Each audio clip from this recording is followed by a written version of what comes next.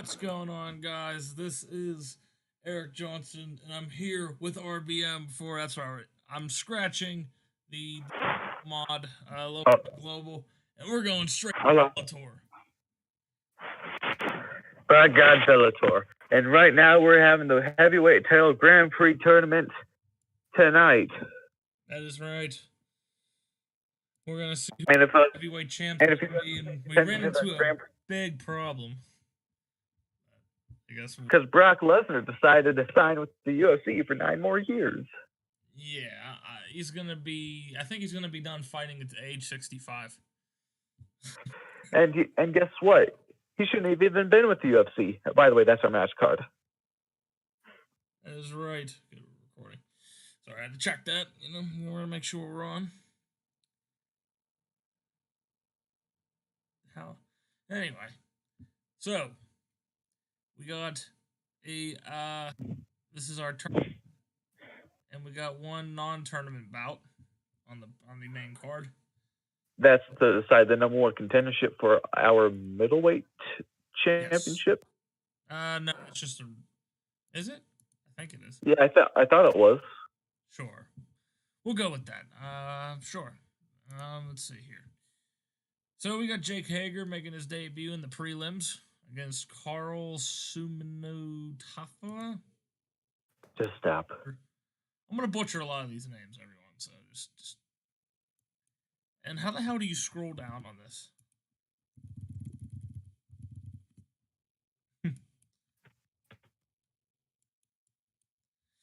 Okay, so main eventing is the final of the heavyweight title Grand Prix tournament. 8 competitors are going to be seeing Fedor Emelianenko. He's going to be going head to head with Roy Nelson. We got Cheek. I think it's Cheek, or is it just Czech?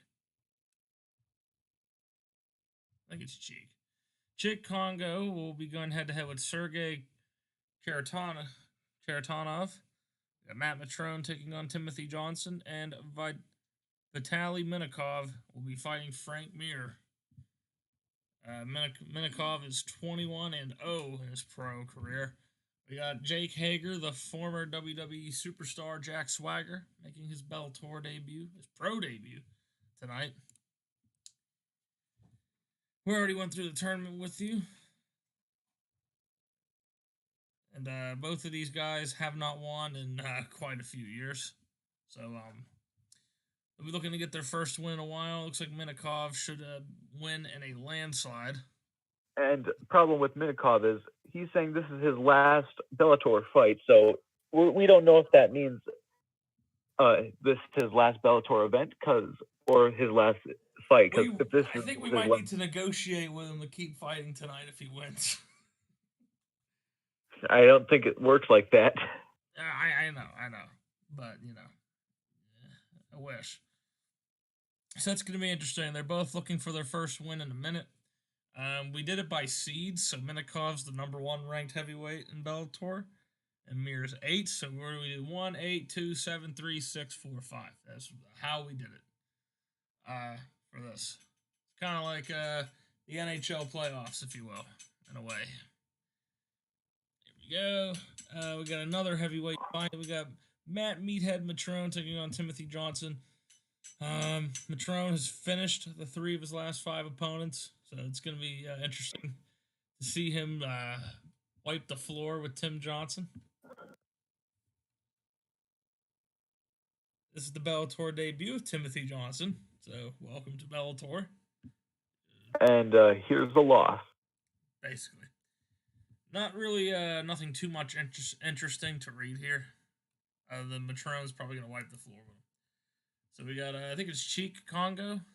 Cheek? Czech Congo. Is it Czech? I don't know. I see an I there. That's why I thought it was Cheek.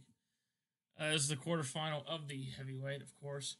Karatanov finished has won 3 of his last fights by knockout, so he's been whooping everyone's ass. And Congo won his last 5 fights by decision. So if Congo wants to move on, he's gonna have to, he's gonna have to take it to decision and try to not fuck up too much. Because it looks like only one guy here at Blurcat says Congo's gonna win. So can't wait to see how that works out for him. Because I believe Karatanov's going to whoop his ass. But I mean, you also thought the guy Fedor's facing tonight was gonna get wrecked, but that's not what the judges think. right, I know. And you and I are going to be judges ourselves. Oh, now Emelianenko's the favorite. Oh, 4-3. So I guess this fight's going to be closer than I thought. Yep. That's probably going to be the best fight of the tournament in the first round. I wouldn't count on it, but who knows? Oh, both these fighters are world-ranked heavyweights. So that's why I think it's going to be the best.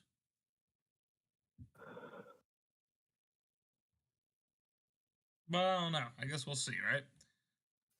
Yeah. And we got Mike Seabass Shipman taking on Alexander Storm Shlemenko. This is basically a whoever wins this fight is going to be the number one contender for the middleweight title. Well, more like number 2 contender, because we already have a contender in line for the next show. Oh, yeah. Wait. So the winner of this will face them. No, wait, hold on. This is middleweight. So now, we already have. That's right, we already do.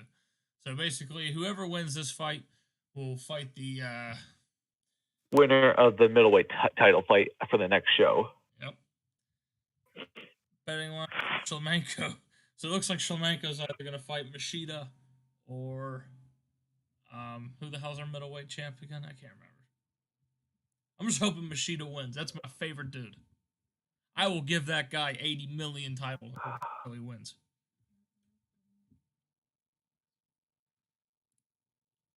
And here's our main event preliminary fight. Jake Hager's debut. Jack Swagger is what I'm going to start calling him. We're just going to call him Carl because I can't pronounce that. But, so Carl hasn't won since January 2016, and it looks like they're picking Jake Hager by a landslide here. I don't know why you'd pick a pro debut guy, but we'll see. I mean, again, amateur background. And also, I get that, but this guy has no experience in the octagon, so it's fine. We'll see. I'm picking Carl, but we'll find out here. Both fighters are world ranked. This is a women's featherweight match. You got Nogueira, who's basically going to wipe the floor with Holloway. Nogueira has an 8-inch reach advantage. Oh, what did we do to this poor girl? Sorry, Holloway. You have to take the job tonight. JJ Ambrose versus Zach, the altar boy Freeman. Ambrose is the number 16 ranked lightweight, and Freeman's the number 19. So this is just basically we're letting these guys belt, maybe getting ranked up a bit. Just giving them experience. All right, let's go. So here we go. JJ Ambrose and Zach, the older boy Freeman. Zach, looks like they are dead even at the betting line. I think he's 2 inches taller than JJ. So that'll be something to look forward to. Wrestling versus Brazilian Jiu-Jitsu. Otherwise, they are dead even at the betting lines. They're dead even. Wow. This is interesting. He's a part of the Fuck It top team. And, yes, I said fuck it. And this is St. Charles MMA for Zach Freeman. So this is going to be quite an interesting preliminary. Guess we'll see here. Who impresses us? JJ Ambrose has more fights under his belt. So maybe the experience will get him the win. Maybe. We'll see. The referee is Yves Levine. Hell yes. Got Yves Levine. All right, let's get this fight underway. Cage side judges are these real judges? I don't know. Me neither. I think so. All right, let's get down to business. Opening bell. They engage in the center. Ambrose finds a way past his opponent's guard and lands a sharp 1-2. Freeman finds a good angle and lands a nice 1-2. So, already exchanging punches. It looks like Ambrose got accidentally poked in the eye in an exchange. The referee gives him a few moments to recover, though. The fight begins again. Setting it up well, Freeman shoots in for the takedown. And he has it. Ambrose has to pull guard. As Ambrose is being smothered against the ground by Freeman. Freeman has to get past the guard. Ambrose allows the pass, but it's just a ploy to allow him to try and scramble. The scramble leaves Freeman on top of side control. Side control, Freeman throws a couple of punches designed to keep Ambrose guessing. Freeman fires off a handful of punches, each easily being blocked with gloves. Freeman tries to ensnare Ambrose in an armbar, and Ambrose gets caught in an armbar. It's in deep. Freeman loses the hold, and somehow Ambrose got his arm free. That was incredibly close to a finish, though. Wow. Freeman reacts quickly to that setback, regaining side control. Ambrose tries to transition to guard, but he just can't manage it. And Freeman's he's going to attempt another Kimura lock, and Ambrose fights it off this time. Very lucky. And Freeman blocks an attempt to pull guard. In side control, Freeman throws a couple of punches. Freeman throws a few right hands to the body. Freeman blocks Ambrose as he tries to transition to guard again. And with no progress being made, the referee stands him back up. They come together and strike. Ambrose lands a left hook. And Freeman hits a jab that also lands cleanly with a powerful straight right. Ambrose is knocked down. Whoa. Freeman starts pounding away on Ambrose, looking to finish him off. Freeman fires away, and Ambrose is eating powerful shot after powerful shot. And the referee has to pull Freeman away, stopping the fight. And Zach, with just 13 seconds to go in the round. With 2 seconds to spare, Freeman is your winner by TKO. 4:58 in the first round. The fight's rated as decent. I thought that was an incredibly good fight. Ambrose escaping a submission. And he just came back. I mean, the thing is, Ambrose did get an eye poke. It might have been fucking with him. But, if I was correct, I think Freeman's the underdog based on rankings. I think they were dead even. I think Freeman was 19 and Ambrose was 16, so Freeman definitely has to move up on the rankings. For sure.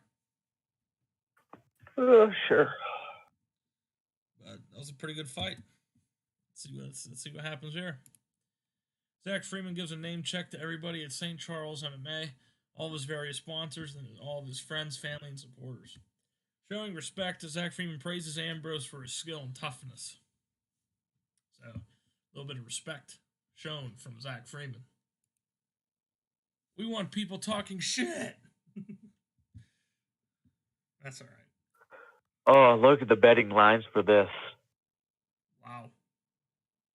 So, if you bet $10 on Holloway, so you times that $10 by 860.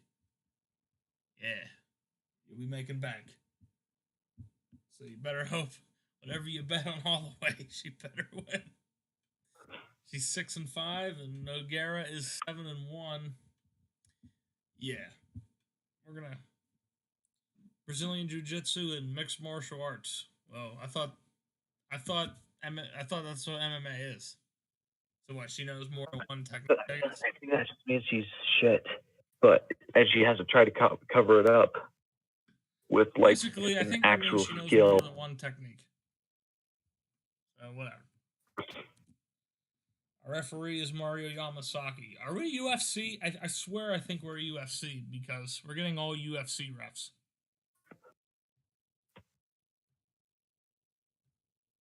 We're getting UFC referees. You know that, right? Mario Yamasaki, the traitor. I know. We got EV, not Mario Yamasaki. We kidnapped him from like a live UFC event. I know. Our judges at Cage. We are literally forcing him to referee this match with a gun to his head. Here we go. The fight begins. Fighters touch gloves. Nogueira forces an exchange of strikes. Holloway lands a left in the exchange. Nogueira can't connect with a jab, and then she hits Holloway with a beauty of a straight right. Nogueira initiates an exchange of strikes. Holloway manages a counter jab in there, and a 1-2 from Nogueira fails to land. Holloway steps in and looks to unleash. Nogueira appeared to be looking for a takedown, but Holloway took the initiative. Holloway fails to find a home for her jab and then hits Nogueira with a straight. Nogueira appears to have suffered a gash under her eye. Referee calls for a pause. He wants to check the cut on Nogueira. Let's see. The doctor examines the cut and signals that this isn't a fight ender. And we're back underway. Nogueira initiates an exchange of strikes. Holloway fires off a counter jab but doesn't connect. A jab hits home from Nogueira, and then she hits Holloway with a beauty of a straight right. Nogueira steps forward and a striking exchange begins. Holloway misses with a left hand in the exchange. Nogueira hits a left jab, and then she scores with a right cross that landed hard. Nogueira initiates an exchange of strikes. Holloway hits a jab there in the exchange. Jab is wide from Nogueira, and she catches Holloway with a crunching right hook. Holloway is on rubbery legs all of a sudden. That last shot must have rattled her. And Holloway gets clocked with a right hand to the side of the head, and she goes down hard. Nogueira starts pounding away on Holloway. Holloway looking to finish her off. Nogueira pounds away with rights. Holloway's eating some sickeningly heavy shots to the face, and referee Mario Yamasaki has no option but to lean in and stop the fight. And Talita Treda Nogueira takes the win by TKO with a cut to the eye, and the fight was rated as good. So another round 1 finish in the preliminary. I also did not realize that that Nogueira is 7 inches taller. God. We are awful people. We are awful to these people. Hey, you gotta fight somebody who's a fucking tower, alright? What? God. I mean, they're the same weight. It's about weight, right? Not height. So. By the way, this is on the prelim, so you're not going to get that pay-per-view bonus. I know. Fuck. Good fight, too. Damn. All right, here we go. Giving thanks, Talita Nogueira praises her team at Renovaco Fight Team, her various sponsors, and the fans who came out to support her. She then asked who'd she like to face next, and answers that Julia Budd would be someone she'd like to compete against. Talita, is that her champion?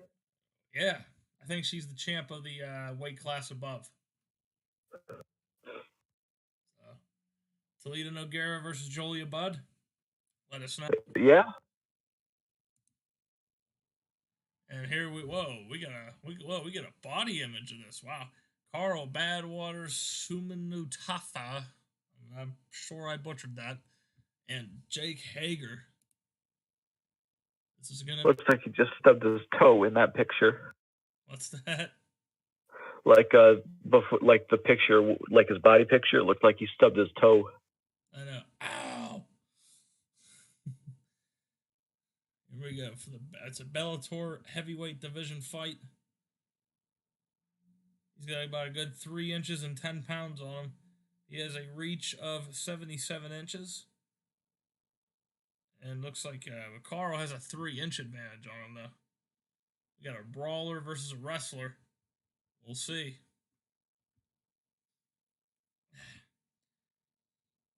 Pro record of 10-8 for Carl.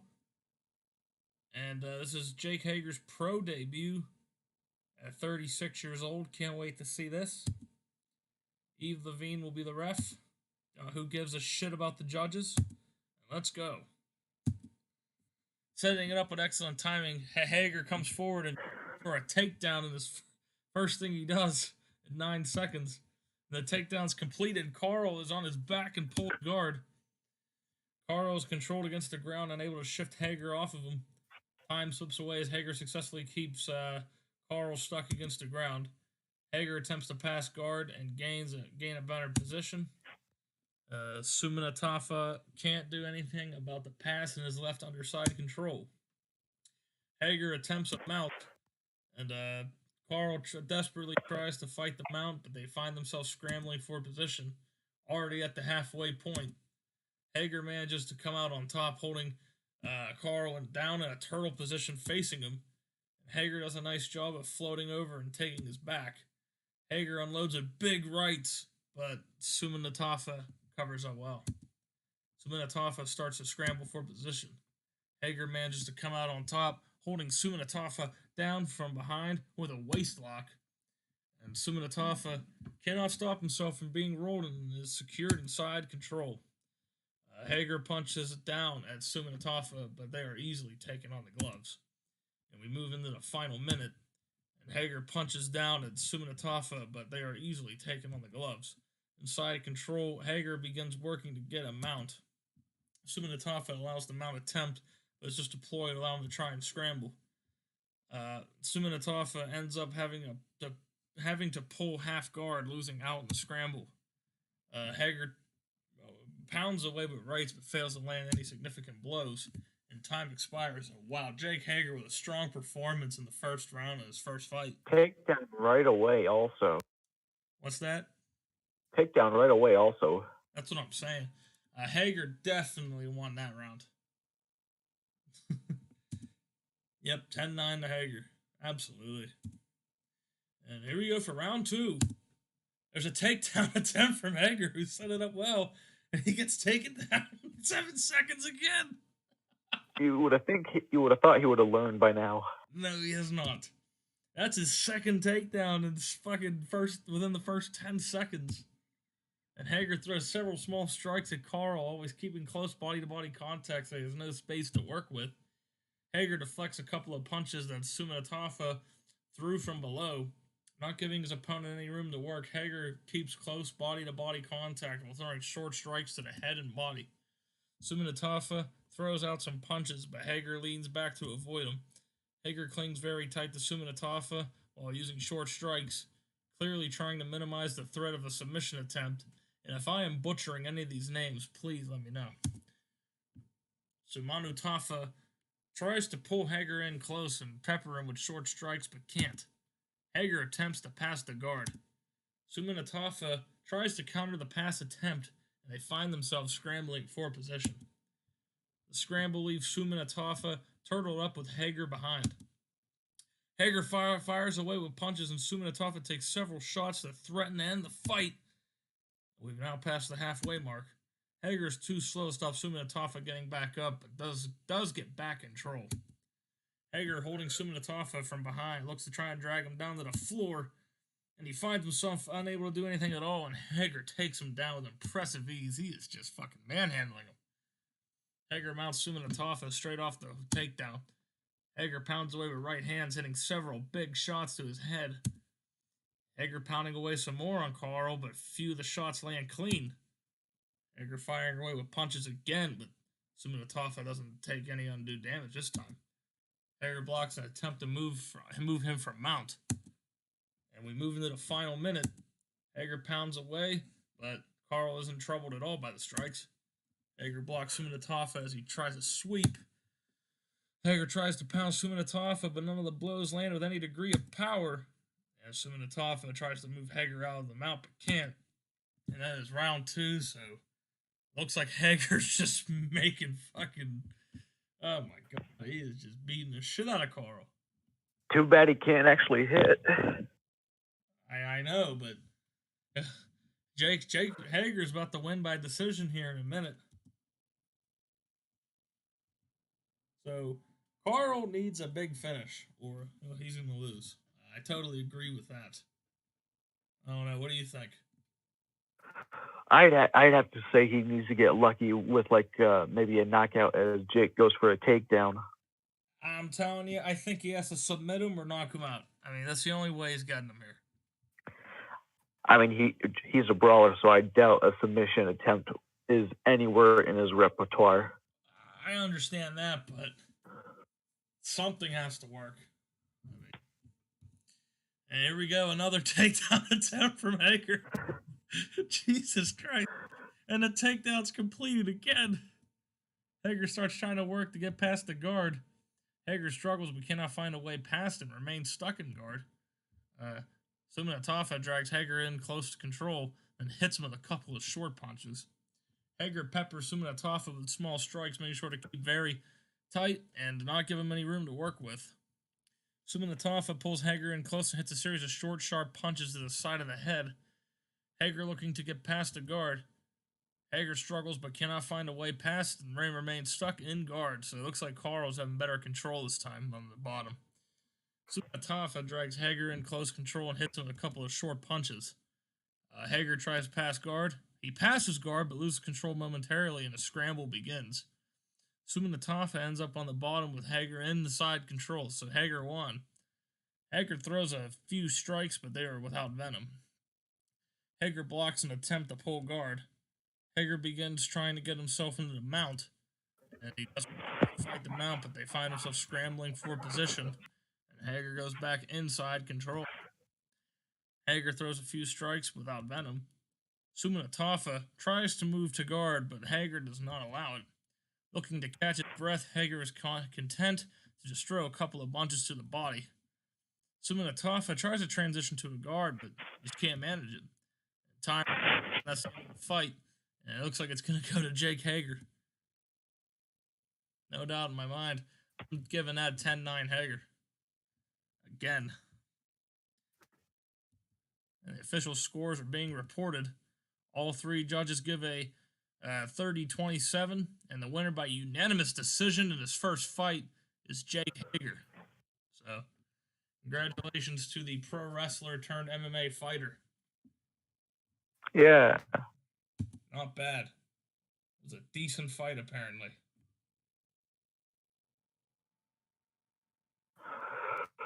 Well, that's the prelims, people. Not bad. Not bad at all, actually. Huh? Pretty damn good fight.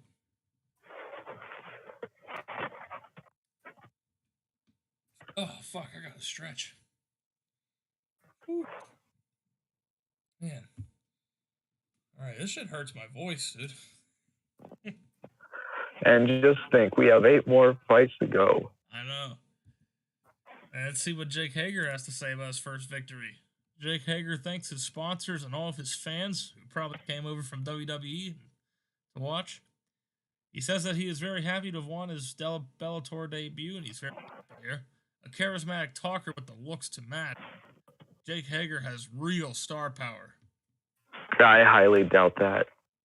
Apparently he does. Yeah, sure. Here we go. Mike Seabass Shipman is going to take on Shlemenko.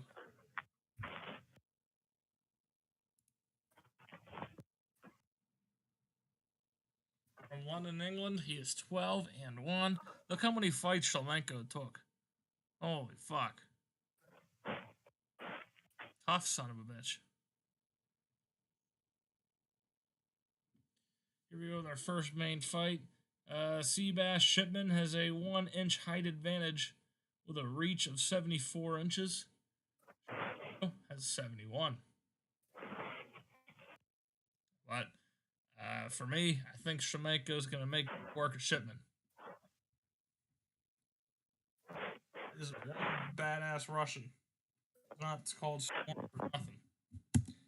The referee is Yves Levine. I don't know why the hell we're getting these UFC referees, but nonetheless. 2 fighters engage. Here we go in the start of the first round. Shlemenko scores at 1 punch out of a sudden flurry, but doesn't get a leg kick. Shipman finds a way past his opponent's guard and lands a sharp 1-2. They engage in the center. Shipman lands a left jab and a right cross. Shlemenko uses a left jab and also hits a good right hand. Both fighters move in and engage. Shipman misses a right hook and gets countered with a left jab and a right hook. Both fighters step in to strike. Shlemenko misses a right cross that leaves him open to counter. Shipman attacking with 2 jabs that are followed by a solid right hand. They're engaging again. Shipman lands a left hook. Shlemenko uses a left jab but fails on a hook attempt to the body. The 2 combatants meet in the center and start to strike. Shlemenko lands a left hook. Shipman lands a 1-2. Shipman appears to have suffered a gash under his eye. They engage in the center. Shlemenko misses with a flurry of 3 quick punches, but hits a kick to the lead leg. Shipman misses a jab and lands a right hook. With Shipman bleeding, referee Yves Levine pauses the fight so that the cut can be checked. Doctor checks the wound, but it doesn't take long to signal to the referee that it is only minor. And we're back underway. We go past the halfway point of this round. They engage in the center. Shipman lands a left jab and a right cross. Shlemenko punch combination, a quick left and a straight right. Both fighters come together and strike. Shlemenko misses with a big right hand, allowing Shipman to counter with a right hook. 2 fighters engage. Shipman misses with a big right hand, allowing Shlemenko to counter with a right hook. Looking a bit tense, Shipman moves around the cage. Both fighters meet in the center. Shipman lands 2 jabs and hits a right hand. Shlemenko hits a left jab and also scores with a stinging right high kick. Shipman looks unsteady at his feet as he retreats and tries to cover up. That last blow has rocked him. Clearing his head just in time, Shipman ducks under the head kick that would have ended the fight. Shipman circles back to the center, having gotten the time he needed to regain his wits somewhat. Shipman comes forward and the 2 fighters exchange strikes. Shlemenko, if I'm Shipman, I probably wouldn't start striking again after I just got rocked. The jab lands from Shipman, but Shlemenko avoids the big right. A quick exchange of strikes does not produce any damage, and round 1 comes to an end. Shipman coming back for more. I think he's trying to impress us. I have to give that round to Shlemenko. I'm giving that round to him too, 10-9. Yep, 10-9 on the scorecard. I totally agree. Here we go for the start of round 2. Both fighters move in and engage. Shipman uses a left jab that doesn't connect with the right hand. Shlemenko lands with a quick punch and then lands a low kick. 2 combatants meet in the center and start the strike. Shlemenko misses with a big right hand, allowing Shipman to counter with a good right hook. 2 fighters come forward and engage. Shlemenko hits a left jab and also scores with a quick kick to the lead leg. Shipman doesn't connect with a left jab but nails a right cross. Both fighters step in to strike. Shlemenko counters a right hand with a jab and a right hook. The 2 fighters engage in strikes, but nothing significant lands. Both fighters come together and strike. Shlemenko goes to the legs with a low kick. Shipman lands a 1-2. Both fighters step in and strike. Shlemenko scores with a left kick to the body. Shipman connects with a left hand. We pass the halfway mark. They both meet. Shlemenko doesn't connect with a left jab, but lands a leg kick. Shipman lands a 1-2 back. They exchange strikes, but nothing gets through. For the first time, Shlemenko is starting to breathe a little heavier. Both fighters meet in the center again. Shlemenko hits a jab, but misses with a spinning back kick. Shipman hits a 2-punch combination, a quick left and a straight right. For the first time, Shipman's starting to breathe a little heavier.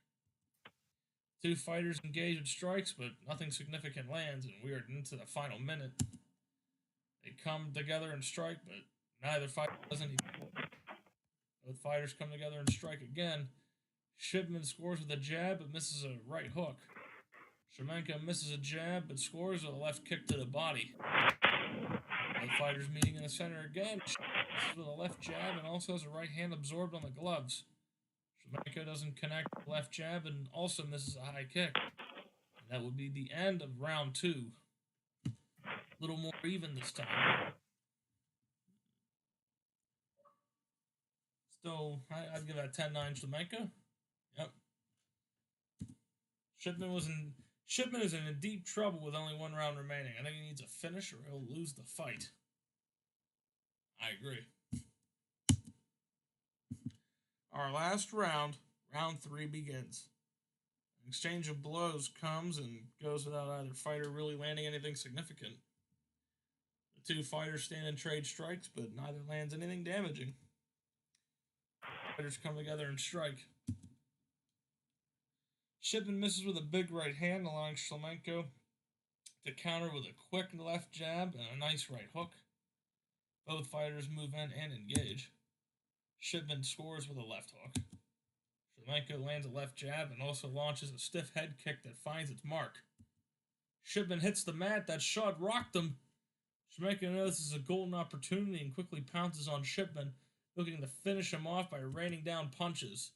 Shlemenko fires away with punches, and Shipman is stung by several big shots. Shlemenko attempts a knee bar by hooking a leg, and Shipman defends himself well, and does not give up a leg. Shlemenko blocks Shipman as he tries to transition to guard. Shlemenko attempts the arm triangle. Shipman blocked it. I don't get it. Why would Shlemenko? He had him like right where he wanted him. All he had to do was knock him out, but he instead decided to go for a submission. I don't know, but Shipman tries to move the guard, and Shlemenko doesn't allow it. Shlemenko tries to lock Shipman in an arm triangle again. Shipman blocks the arm triangle. Shipman tries to pull guard, but Shlemenko doesn't get anywhere with the attempt. Shlemenko throws some small strikes, but is clearly just taking a moment to try and catch his breath. Shipman tries to transition to a guard, but just can't manage it. Shlemenko tries a few right hands to the body. Pounds away with punches, but can't quite land anything with power. Shipman tries to transition to a guard, can't manage it. And time runs out, and it looks like Shlemenko is going to win by a unanimous decision. Shipman really did try. So. Yeah, he did. The judges give 30-27, 30-27, and 29-28. And the winner by unanimous decision is Alexander Shlemenko. So Shlemenko wins his 58th fight. And he will be facing the winner of Machida and the champ.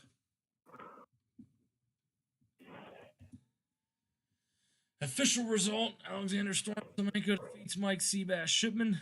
The fight is rated as good, so that's a good way to start. For sure. Sure is. Now, we get to the down and dirty. Alexander Shlemenko gives a name check to everybody at Russ Fighter Sports Club, all of his various sponsors, then all of his friends, family, and supporters. And he gives a show of respect to his opponent. Interesting. All right, here we go. The last emperor, Fedor Emelianenko. Wow. Fuck. Fedor Emelianenko. He looks like an out-of-shape old man. Look at that guy. Well, that's what Fedor is. That's basically his body type for his entire career. And he'll be going up against big... and even more out-of-shape old man. Basically. Oh, my goodness gracious. Two old guys. One from Las Vegas, the other from Russia. What the hell is Sambo? Never heard of that. You know what the hell Sambo is? I don't remember what it is, but it looks like Nelson has a 35-pound advantage on Fedor. Oh, he does. Interesting stuff.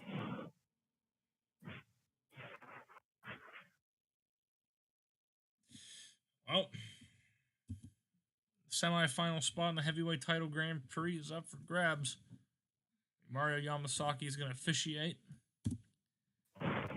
Much larger fighter, and an estimate. He is 35 pounds at least on Emelianenko. That could prove significant as the fight unfolds. And let's go. An offer to touch gloves is completely ignored by Emelianenko. He said, "Whoa, Emelianenko." He said, "Fuck you, big country." Two fighters come forward and engage. Emelianenko scores with a great right hook, but Nelson nails a vicious right cross. Emelianenko collapses. That shot knocked him out. What? And knockout, the winner is Roy Nelson in 20 seconds. What the fuck, Fedor? Really? Roy Nelson moves into the semifinal. God damn it. 20 seconds. I really wanted Fedor to win that. Fedor, what the fuck? I really think we should have hyped this fight around Roy Nelson. I told you that big country would be a big problem for Fedor, but you said that no, Fedor was going to kick his ass. I'm sorry, man. I really believe in this Fedor. I believe your hype of him. He got knocked out. Bro, that wasn't his prime, man. That wasn't his prime, man. This isn't Fedor in his prime. This is a 42-year-old Fedor. I get it, but damn, he got knocked the fuck out, man. Oh my god. That helps Roy Nelson, I'll tell you that. Yeah, he only took like one hit that entire fight. Let's look at the fight metrics. It was a one-punch knockout. Literally, a one-punch knockout. Wow. Yeah. Jesus. One punch. That's all it took to take down Fedor's retire. Jesus Christ. Let's see what Roy Nelson has to say. Oh, nothing. You have to think that Nelson is the heavy favorite now going into this tournament, only taking one shot. I bet he's not that tired, you know? Yeah. Just Karatanov.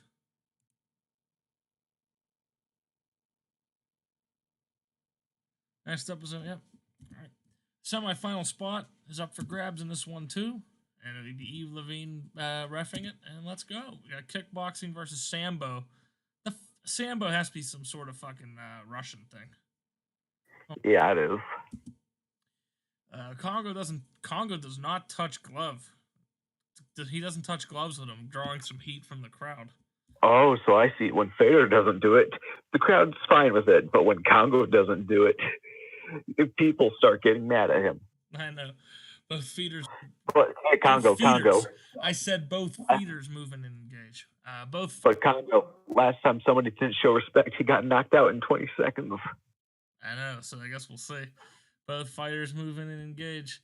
Karatanov misses a big right hand, putting him off balance and allowing Congo to attack with a left jab and a right hand that landed cleanly. Engage again. Congo hits a jab and finds his right cross blocked. Karatanov nails a right cross. The fighters go toe-to-toe with strikes, but neither lands anything significant in the exchange. Two combatants meet in the center and start to strike.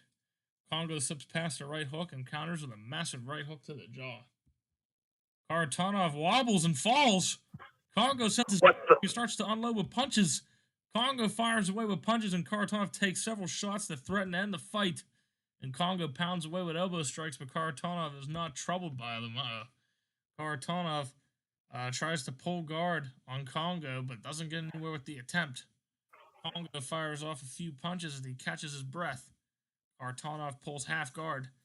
Congo throws a few right hands, but is mainly trying to catch his breath. Karatanov transitions from half guard to full guard. Congo fires off a few punches, but they aren't thrown with any great force. From the bottom, Karatanov glances an elbow strike off the top of the head. And guard Congo is content just to throw a couple of punches to the body.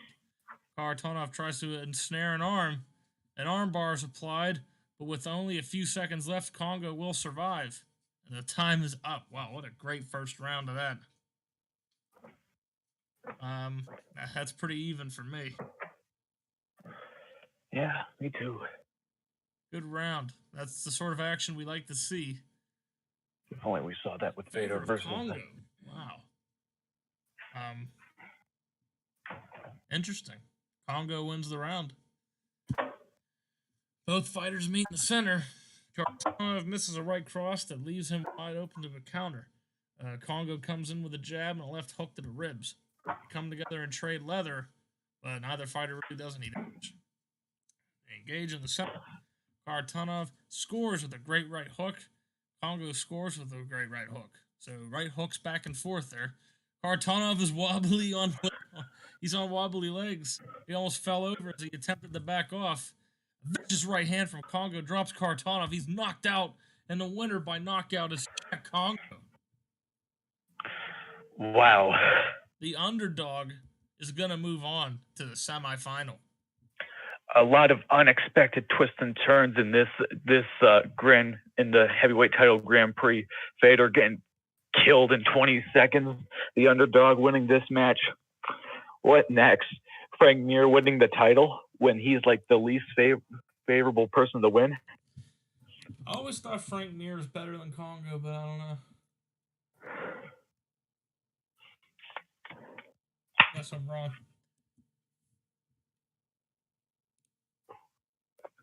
I guess there is no interview till after the tournament's over. I guess not with tournaments. Yeah. Next up's Matt Meathead Matrone battling Timothy Johnson. The place in the semifinal. Yep. Steve Levine's reffing. We got 13-6 and 12-5. It looks like Matrone will be the favorite. Fighters touch gloves. Matrone moves forward, constantly trying to pressure Johnson, exchanging strikes with him. Matrone steps into the pocket. A jab hits home from Matrone, and he catches Johnson with a low kick to the front leg. Johnson had looked like he was angling for a takedown attempt, but couldn't take the initiative. Matrone throws a punch, but Johnson was equal to it. They exchange a few strikes, but nothing significant lands. In exchange of strikes sees both fighters fail to land anything significant. The two fighters engage. Matrone dodges a right hand and counterattacks with a right jab and a good left hand. They stand and trade blows, but neither can land anything damaging.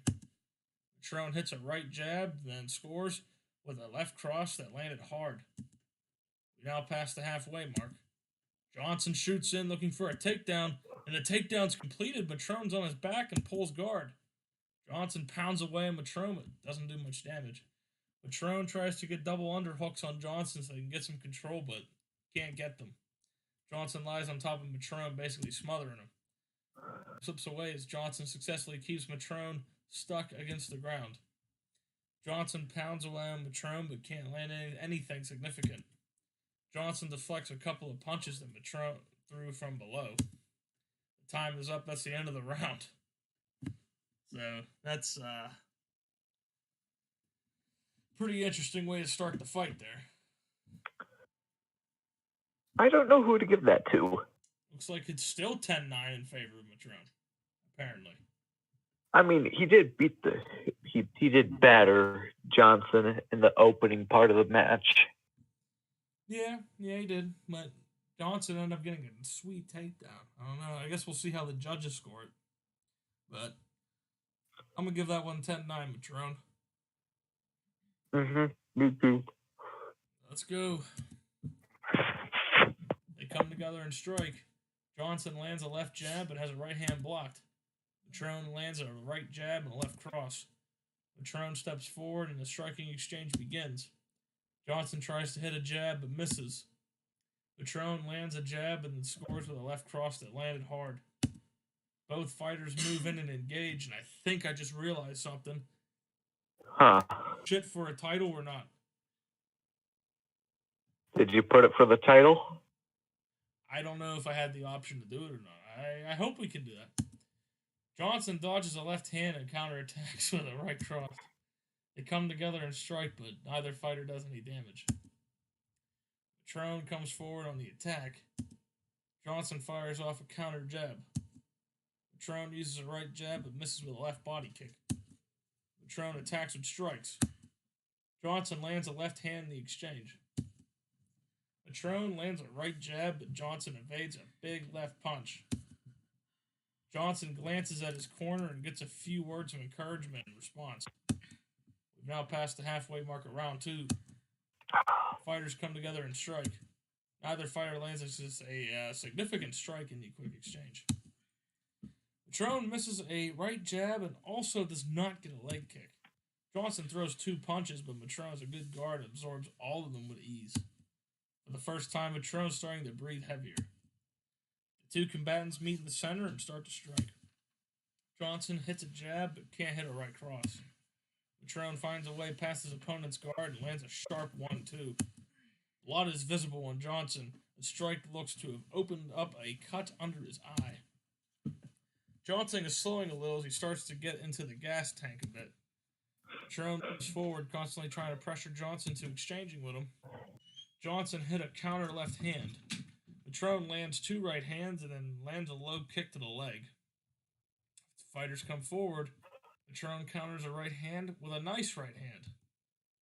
Referee calls for a pause. He wants to check the cut on Johnson. And of course it's minor. Eva Levine signals for the fight to continue. Matrone comes forward walking down Johnson. Matrone moves into the pocket. The jab hits home from Matrone and he scores with a left cross that landed hard. There's under a minute left in this round. They stand and trade, but all the shots are either off target or are safely dealt with. Exchange of strikes does not go anywhere. And the time is up, the end of round 2. I'd have to say Matrone for that round. Yep, 10-9. Johnson needs to stop his opponent. Yeah, I'd say Matrone's going to move on here if he keeps that up. And here we go at the last round. Johnson looked like he would step in and grapple, but Matrone simply took initiative first as he lands a right hand, scores a left cross. 2 combatants meet in the center and start to strike. Johnson misses a right cross that leads to the counter. Matrone attacks with a pair of jabs that are followed by a powerful left hook. Johnson is knocked down by that shot. Matrone starts pounding away on Johnson, looking to finish him off. Matrone pounds away. Johnson's barely able to offer any defense. And the referee has to jump in. And it looks like the winner is Matt Matrone by TKO. So congratulations to Matrone in that match. It was rated as a good fight. So pretty good showing for Timothy Johnson in his debut. But just did not come away with the win.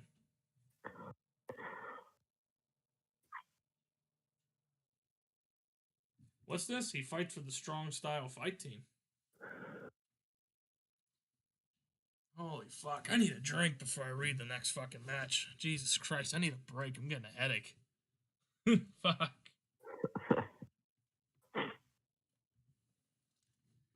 Oh, my Jesus.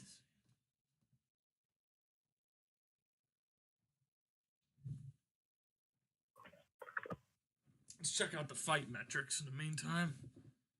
You can read it. Everyone can read it. YouTube. There's the metrics for the entire fight.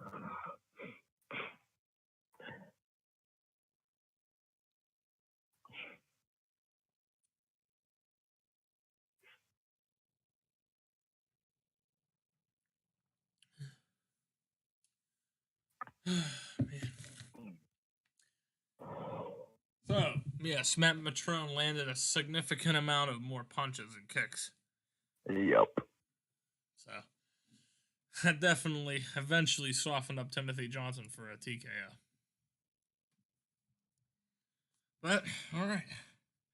It's funny because when I play UFC, I always land like 100 punches. That's all I do is mash the fucking button. It's funny. I need a fan on. This fucking reading shit makes me hot. God damn, dude. You have no idea how exhausting it is. Oh,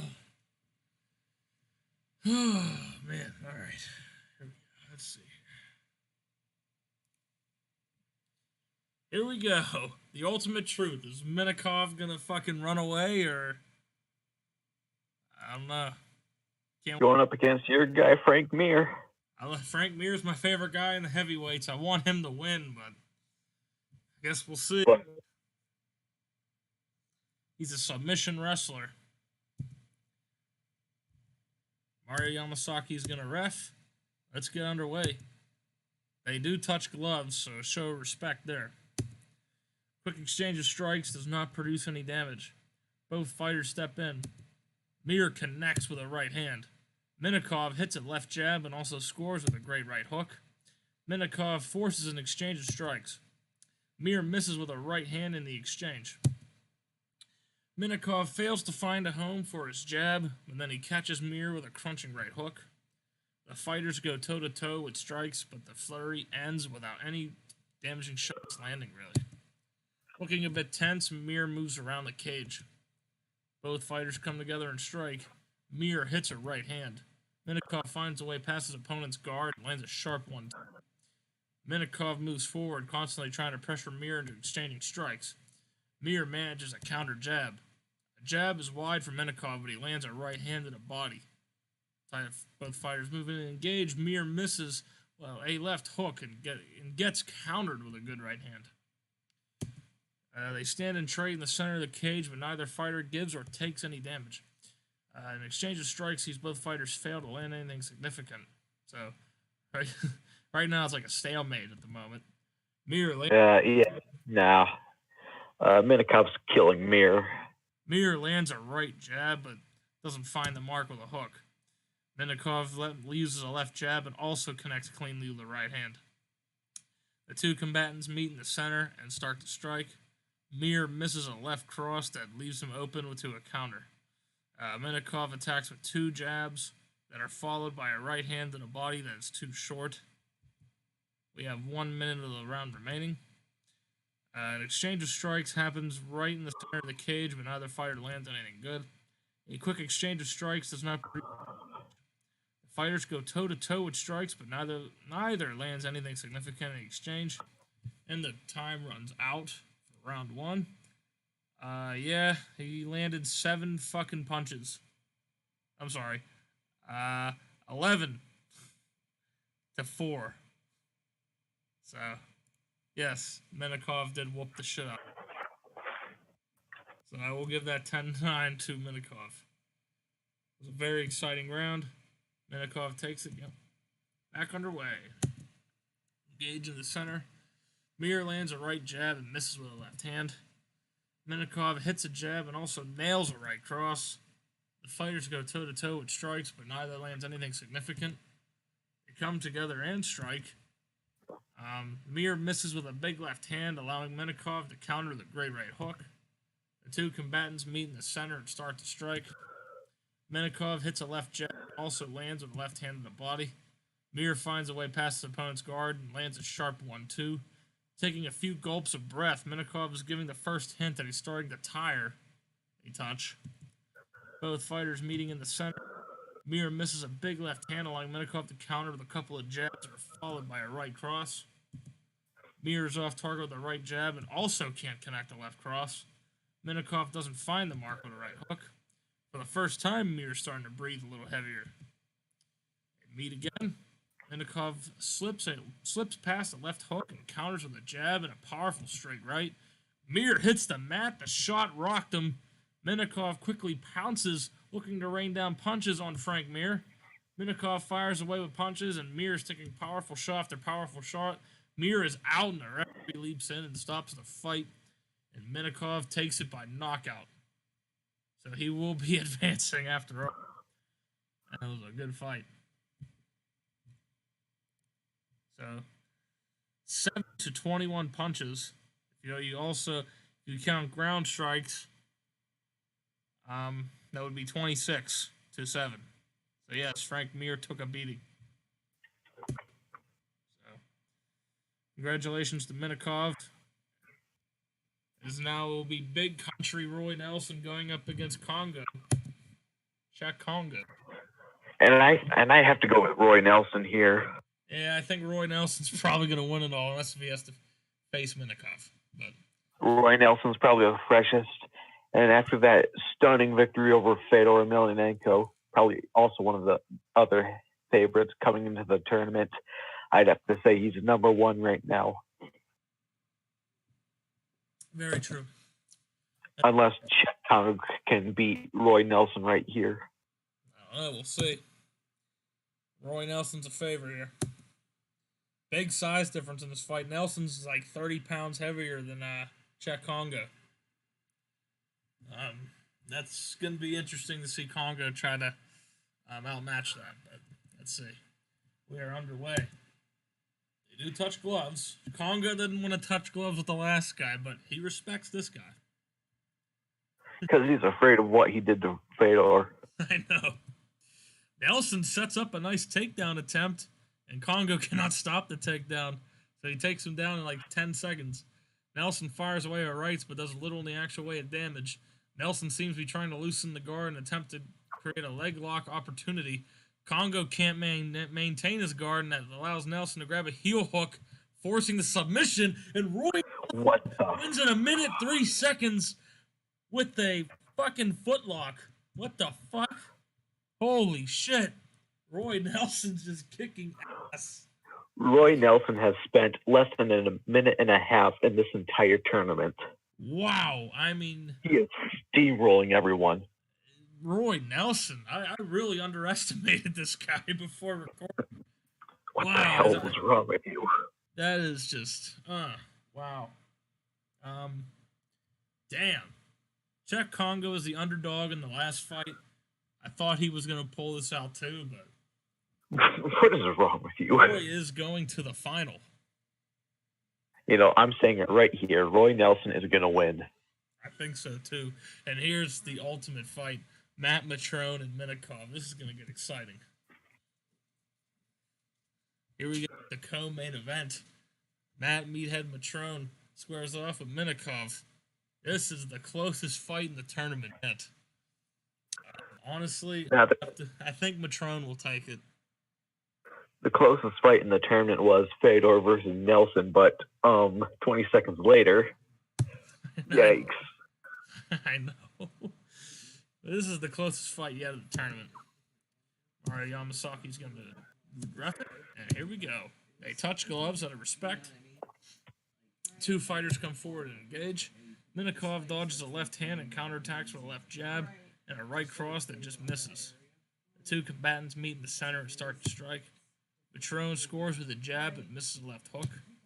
Minikov uses a left jab but has a right hand absorbed on the gloves. Taking a few gulps of breath, Mitrone is giving the first hint that he is starting to tire a touch. The two fighters engage. Minikov hits a left jab but finds his right cross blocked. Mitrone lands a right jab and a left cross. They stand and trade blows, but nobody can land anything damaging. They stand and trade, but all the shots are either off target or safely dealt with. Minikov is slowing just a little as he starts to get into the gas tank a bit. An exchange of blows comes and goes without either fighter really landing anything significant. The two fighters engage with strikes, but nothing significant lands. We go past the halfway point of this round. The two fighters come forward and engage. Minikov scores with a left hook to the side of the body. Mitrone hits a right jab and also scores with a great left hook. Two fighters engaging again.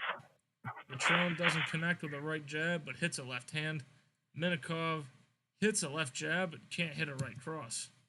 They come together and strike. With a roundhouse kick to the body. Mitrone doesn't connect with the left hand. Mitrone is definitely slowing his gas tank. He's being challenged here. Two fighters come forward and engage. Minikov misses a right cross that leaves him open to the counter.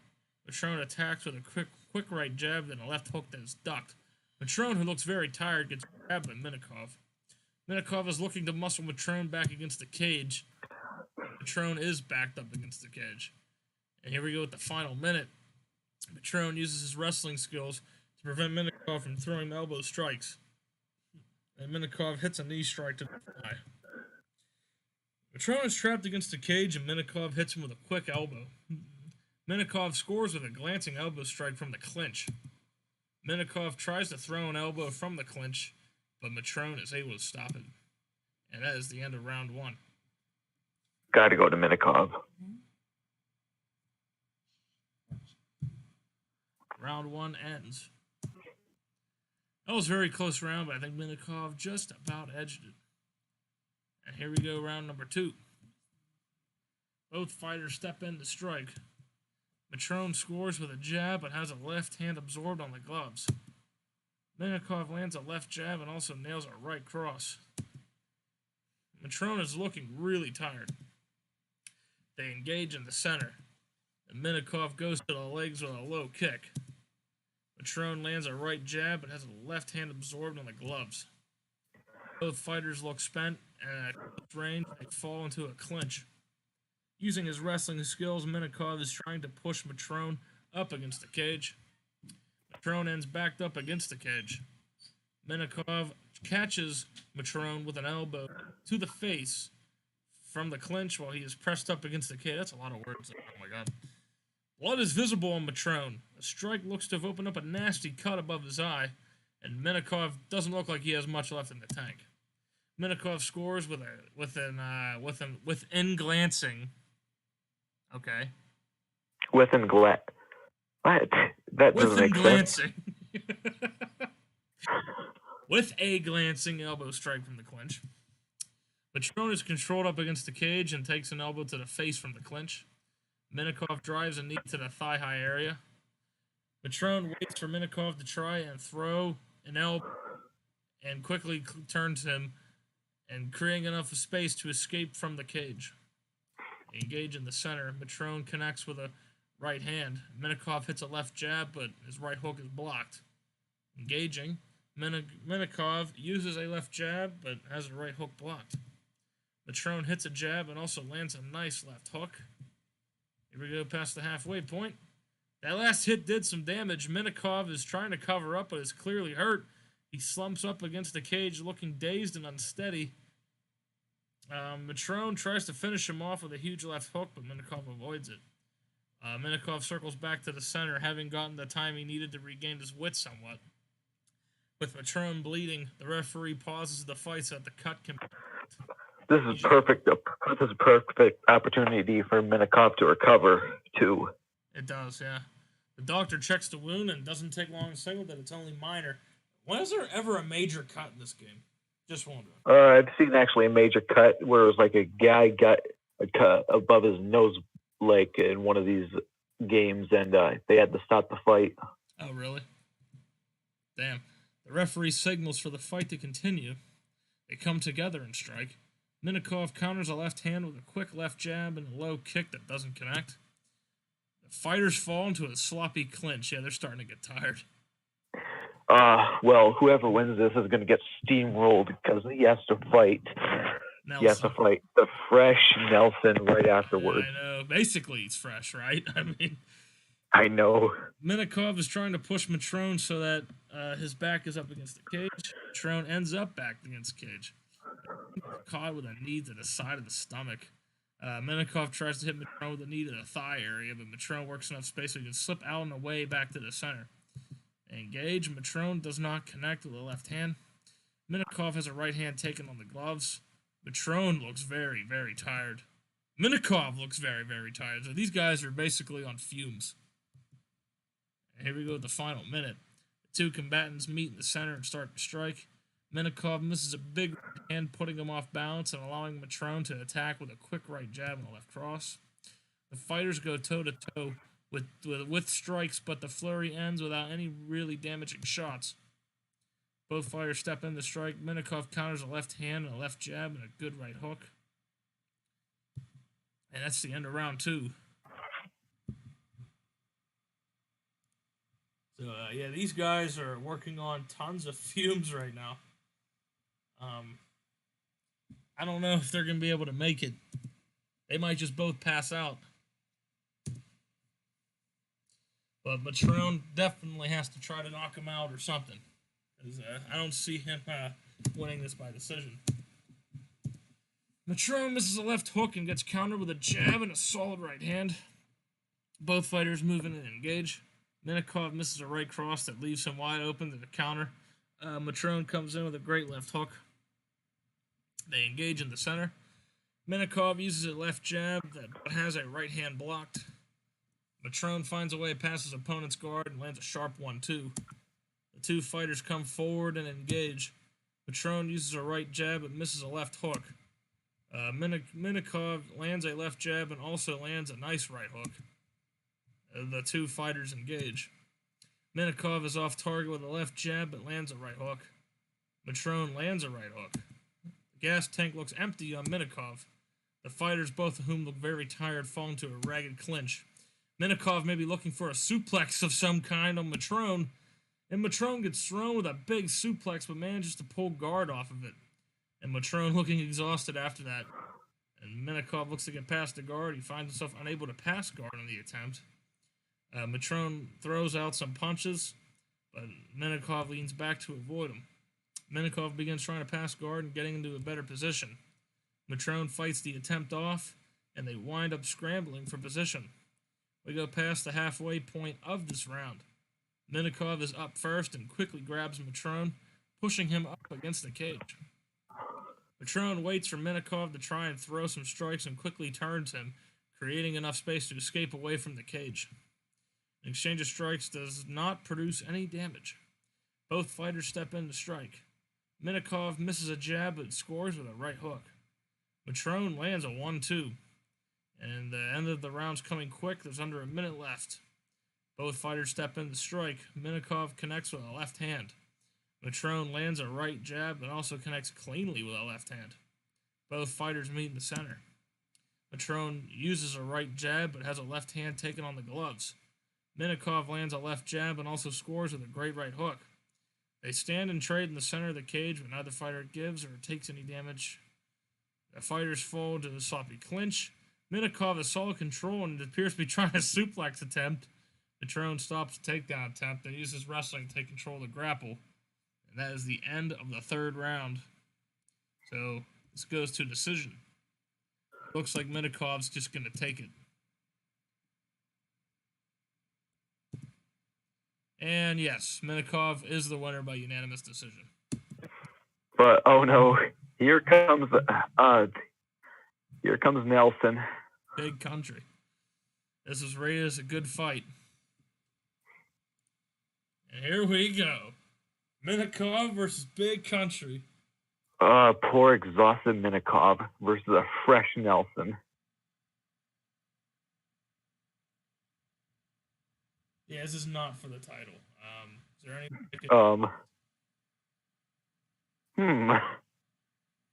Eric. There's no way, but there was no way I could have. That's the part that sucks. Are you sure? Yes, I'm sure. Are you really, really, really sure? I don't think there was a way I could have, and if there is, oh well, I'm fucking idiot. Much how stupid could you look at it when it turns out that you could have? Can Minikov stay undefeated? It's going to take a lot. And also, this is a retirement fight. I think it is. Yeah, it is. Nonetheless, here we go. This is for all the marbles. The final of the heavyweight title Grand Prix. Which is not actually for the title. But shh, you don't know that. Here we go. Both fighters meeting in the center. Nelson scores with a left hook. Minikov lands a 1-2. An errant finger caught Minikov in the eye. He backs off, clutching his face. Referee gives him a few moments to recover in a neutral corner. And the fight begins again.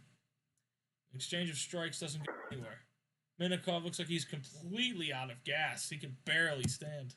The fighters go toe-to-toe with strikes without any shots. They stand and trade in the center of the cage, but neither fighter can land a good shot. Two fighters come forward. Nelson lands a left jab and a right cross. Minikov doesn't connect with a left jab, but hits a good right hand. They exchange a few shots and nothing significant lands. Looking very tired, Minikov clinches to try and buy some recovery time. We go past the halfway point of this round. Minikov is looking to muscle Nelson back against the cage. Minikov does it. Now Nelson is stuck with his back to the cage. Minikov tries to throw an elbow from the clinch, but Nelson is able to stop it. Minikov pins Nelson up against the cage and uses dirty boxing to inflict damage. Nelson is trapped against the cage, and Minikov punishes him with some more dirty boxing. Minikov scores with a glancing elbow strike from the clinch. Minikov attempts to use close-range elbow strike, but Nelson pulls the clinch tighter. Minikov smothers Nelson against the cage and hits him with a quick elbow. Nelson takes a knee strike just above the hip. Having been stuck against the cage for a while without any progress, the referee brings them back to the center. They engage in the center, and Nelson finds a right cross blocked. Minikov finds his right cross blocked, and that is it. So, looks like Minikov's the only guy that could take Roy Nelson to the fucking, I can't remember what I was going to say. Fuck. I'm just tired. Distance. the distance. I don't know why I couldn't think of that. But Minikov actually wins the first round by 9.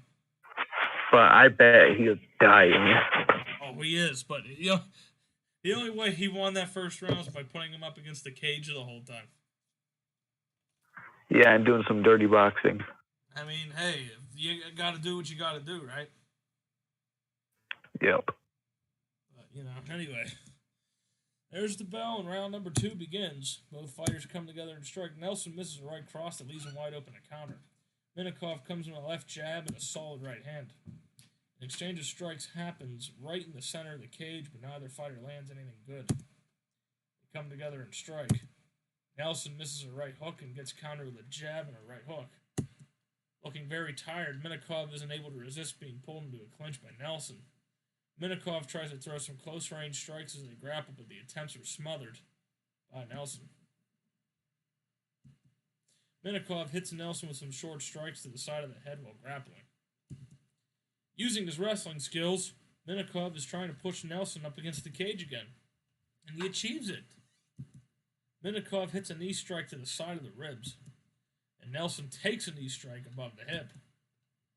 Nelson is controlled up against the cage and takes a few right hands via dirty boxing. Minikov catches Nelson with an elbow to the face from the clinch while he is pressed up against the cage.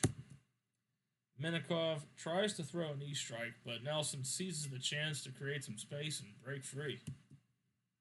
For the first time, Nelson is starting to breathe a little heavier.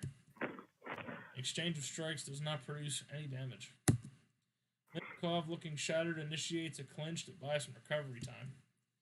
Minikov hits Nelson with some short strikes to the side of the head while grappling.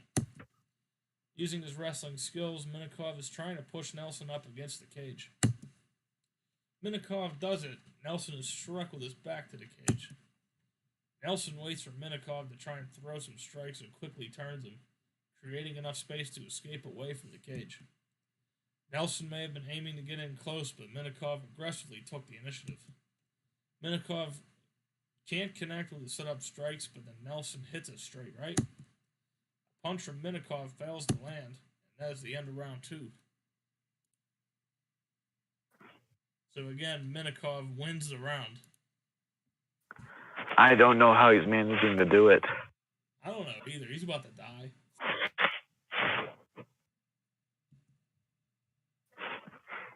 Minikov's 2 rounds to nothing. Here we go with round 3. Minikov uses a left jab, but Nelson avoids a big right.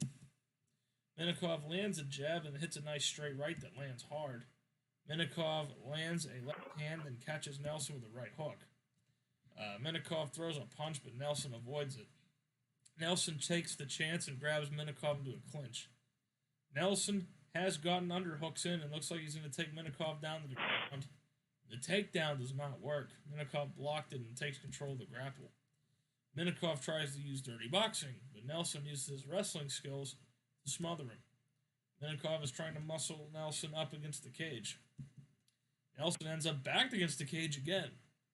Minikov smothers Nelson against the cage and scores a left to the side of the stomach. Minikov tries to use dirty boxing, but Nelson uses wrestling to prevent any strikes from being launched. Nelson gets caught with a knee to the inside of the thigh. Nelson is controlled up against the cage and takes an elbow to the face from the clinch. Minikov smothers Nelson against the cage and uses dirty boxing skills to his advantage. Nelson is controlled up against the cage and takes an elbow to the face from the clinch. Nelson gets caught with a knee to the inside of the thigh. Minikov tries to use dirty boxing against Nelson, but his opponent's wrestling skills prevent any damage from happening. Nelson is controlled up against the cage and takes a few rights via boxing. We have a minute left. The referee decides the grappling against the cage has been too long and he brings it back to the center. About damn time. Nelson is starting to have to push himself now, and his corner is respond by urging him on a little louder. Minikov can't connect with a jab, but then lands a right hand. Minikov can't connect with the setup strikes, but then hits Nelson with the beauty of a straight right. A punch from Minikov fails to land. Nelson comes in and grabs Minikov in a clinch. Nelson looks very tired out there, and that's it. I think Minikov won this fight unbelievably. Minikov did win. Had to have. Nelson needs to take it up a level. He's going to lose this fight unless he can finish. There's 5 rounds. Oh, yeah, it's 5 rounds. I forgot. Minikov can barely stand. Nelson looked like he was going to step in and grapple, but Minikov simply took the initiative first. Minikov can't connect with his setup strikes, but then lands a right hand. Minikov uses a left jab, but misses when he attempts to go to the body after. Minikov connects with a jab, but his big right hand follow-up misses. Minikov can't connect with his setup strikes, but then lands a right hand. A jab hits home from Minikov, and then he lands a big right hand. Nelson backs off quickly. I think that last shot really shook him. Minikov throws a vicious right uppercut to try and finish off Nelson, but he's just able to avoid it. Minikov confidently comes in closer. It looked like we were about to see Nelson try and get some grappling started, but Minikov was more aggressive. Minikov can't connect with his setup strikes, but Nelson hits a beauty of a straight right. I think Minikov has found his second wind. Minikov lands a jab and then scores a right cross. Halfway point of the fourth. Minikov uses a left jab, but misses when he attempts to go to the body after. Minikov connects with a jab, but finds nothing but air with a right. A jab is wide from Minikov, but he lands a big right hand. Minikov comes in looking to strike, uses a left jab, but misses with a vicious right hand. Minikov hits a left jab and hits a nice straight right. Nelson looked like he was going to step in and grapple, but Minikov simply took initiative. Minikov connects with a nice jab and hits a nice straight right. Nelson appeared to be going to try and get in close, but he took initiative. How many times are we going to see that? Minikov comes in with a nice jab and then hits Nelson with a beauty of a straight right. Nelson was rocked by that last shot. He backs away, covering up, but looks unsteady. Nelson somehow dodges a vicious overhand right. He looks badly dazed. That must have been pure instinct. Having apparently cleared his head, Nelson was able to get out of trouble and return to the center. That is the end of round 4. So, this is basically 4-0 Minikov here right now. Yeah. I don't know what Nelson's going to have to do, but Nelson's a grappler. He better start grappling the shit out of him. He needs to pull one of those Fedor knockouts. Yeah, who's that one heavyweight in the UFC that knocked out that Russian dude with like 10 seconds left? Save himself. Big black dude. I don't know. Fuck, I can't remember. It's something Miller or something. I can't remember. It looked like we were about to see Nelson try and get some grappling started, but of course, Minikov was more aggressive. Jab from Minikov is wide, and then he hits Nelson with a beauty of a straight right. Of course, I don't know what the hell Nelson's doing, but Minikov just took initiative. Minikov connects with a nice jab and hits Nelson with the beauty of a straight right. I think Nelson just gave up. I think he has at this point. I mean, he's just fucking standing there. This is like Rocky, right? Where like Rocky just stands there and lets his opponent like beat the shit out of him. Yeah, especially in like Rocky versus Apollo 2. That's what I mean. It's like 90% of the fight is Rocky just taking punches. And it's no, I won't use my left hand. It's cheating. Okay, like, fine. I'll use the KO. You know, like Roy Nelson's manager is like Mickey right now. What are you doing, Roy? Need to get in there. Minikov connects with a jab, but Nelson evades a big right punch. A jab hits home from Minikov, and he scores with a right cross that landed hard. Nelson looked like he was angling to grapple. Minikov can't connect with a jab, and it hits Nelson with the beauty of a straight right. Nelson covers up. He is dazed. Minikov comes forward. He knows that this is a chance for victory, and Nelson is dropped by a big right hook. Minikov starts pounding away on Nelson, looking to finish him off. Minikov pounds away with right hands, hitting several big shots. Minikov attempts to Kimura Nelson from side control, and Nelson defends well. Minikov, you had him finished. Minikov blocks an attempt to pull guard. In side control, Minikov catches his breath, content to just throw a couple of punches to the body. Nelson tries to move the guard, but Minikov doesn't allow it. Minikov goes for the arm triangle, and Nelson fights it off. Minikov blocks Nelson as he tries to transition to guard. Minikov trying another arm triangle, and Nelson getting rid of that. Nelson tries to transition to guard, but can't manage it. Minikov pounds away with right hands. It doesn't do much damage. And the fight comes to an end, and looks like Minikov keeps his undefeated record. Fight Nelson won. 10-9. The judges' scores are being announced. It's 50-45, and it's a unanimous decision. So congratulations, Minikov. Apparently the fight was decent. Are you shitting me? I mean, Nelson just fucking gave up. All right, let's just get out of here. 3 punches. 3 fucking punches. The whole time. He just said, fuck this shit. He just took a beating. My God. How did Nelson go through all 5 rounds? How did Minikov go through all 5 rounds? He's a fucking madman, that's why.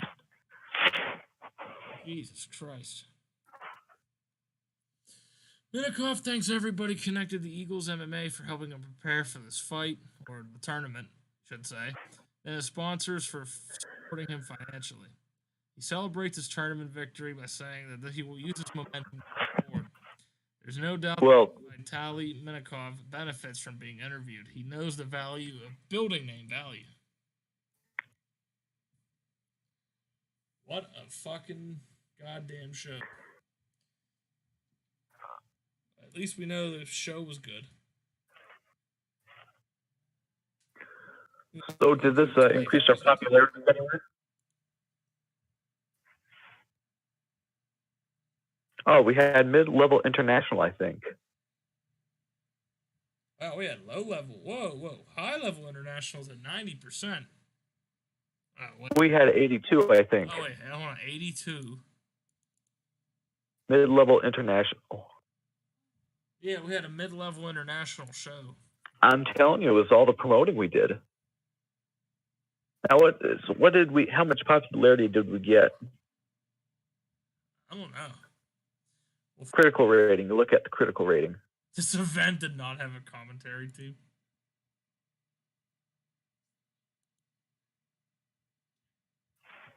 Wow, look how much popularity we got everywhere. Especially Canada. Nice. That was a pretty good show.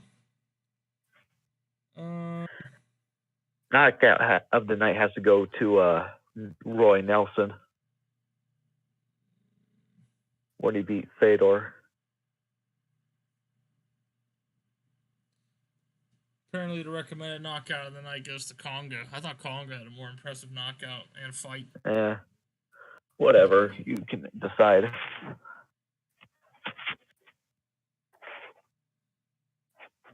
Where's that fight at? Roy Nelson versus Fedor. Sure, what the hell. But the fight of the night definitely goes to Congo and Karatanov. Damn, that should have been the main event. Let's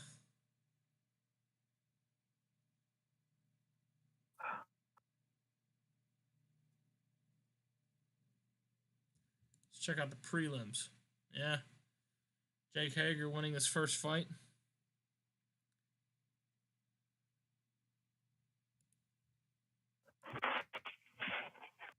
He lost $2 million.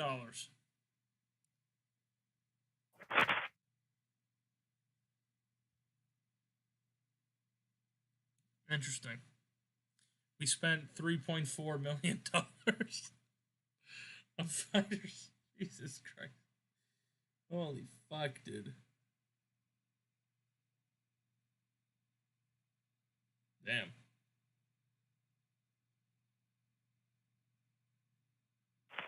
I was going to suggest performance of the night. My internet went down, so I guess you did that without me. Oh, shit, yeah. Who had performance of the night? I think, performance of the night definitely had to go to, I'm already forgetting his fucking name. The guy who won the whole thing? Yes. Going 5 rounds after fucking going, 3 rounds in each of his fights? Dude fought 11 rounds of fighting and won the whole damn thing and stayed undefeated. Yep. But he's leaving. So that means our world title picture our heavyweight title picture is up in shambles. Yeah, so we gotta figure it out.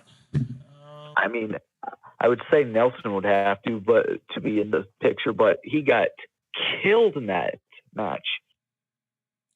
I mean, at least you could say that his match with Fedor was a fluke, because anybody could say that match was a fluke. But otherwise, I don't know what to do. Well, I mean, they're the same age, so it's not like there was an excuse. It was like a punch. It was like a lucky. I guess you could say it was a lucky punch. I don't know, man. I think maybe Fedor lost his touch. The such thing as the phantom punch. A phantom punch. Muhammad Ali and that one guy, the phantom punch. Yes. Basically, what it was like a really lucky punch that hit at just the right angle. Right, it wouldn't be. He left us. That son of a bitch. I think he was retiring. No, he's fighting with them now. UFC? ACB. Who the fuck is ACB? Oh shit, he left too. Those sons of bitches took him too.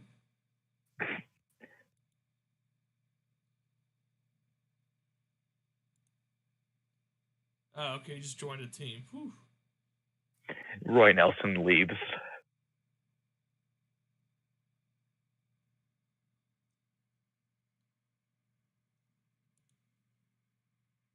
Two shows remaining. Oh god, we have to renew the contract with DirecTV. With a bunch of people. Fox Sports Latin America, Match TV, Channel 10. And our heavyweight division is in shambles right now. Yes, it is.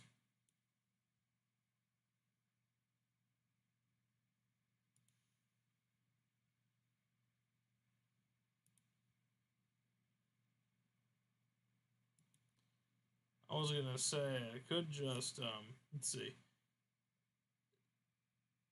Has it really been vacated since then? Right there. Yep. They haven't had a new heavyweight champ in 3 years. Nope.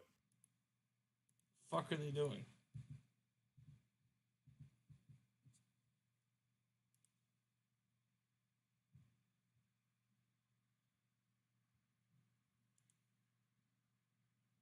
When did this reign begin? June 2017. Pence made from November. He hasn't fucking defended this title in how long? Oh, Jesus.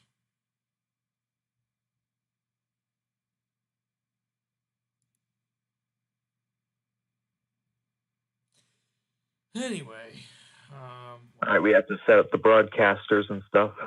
Yeah, we got to, let's see. Who the hell's running out? Oh, yeah, we need to extend. Extend.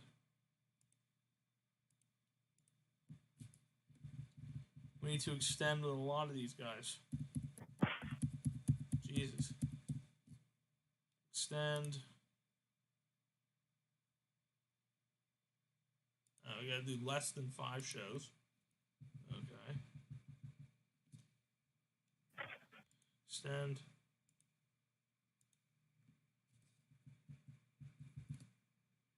I think we already hit extend for them.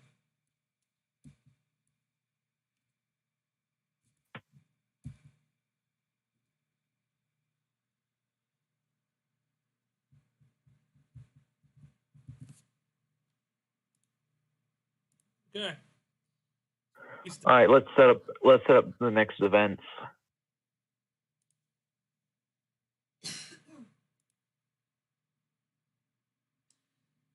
I guess we should just give Roy Nelson something. Huh?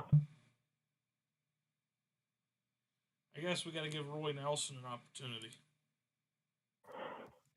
I don't know. He got destroyed in that match. I don't know. All right, what month? We did February, so it's got to be somewhat in advance. All right, so this one will be in March. Oh, okay. This will be like which one was it? Like, what was it the middleweight title that we were gonna have on the line with your guy and the champion?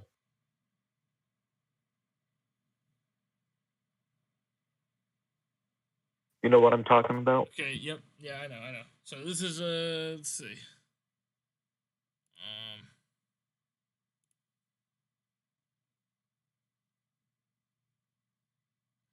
Musashi and Lyoto Machida. Mm-hmm. Flamenco won his fight, all right? Let's update the rankings now. Yep. Flamenco is now number 3. Roy Nelson's the number 1 fighter now.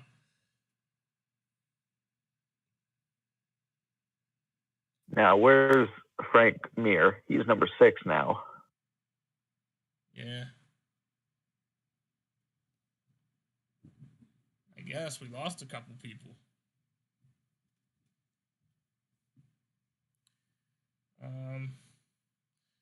Oh man, I want to give Chael Sonnen something.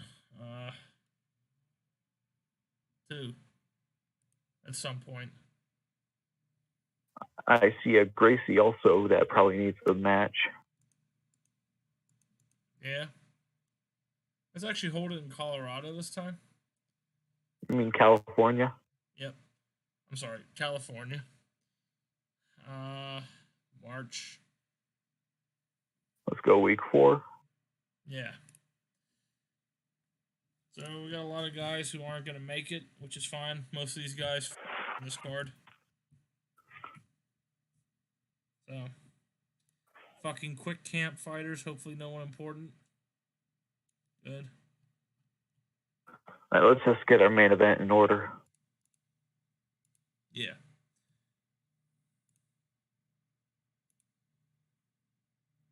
Is this a lesser show or a major show? Probably major show, maybe. Okay. Autofill.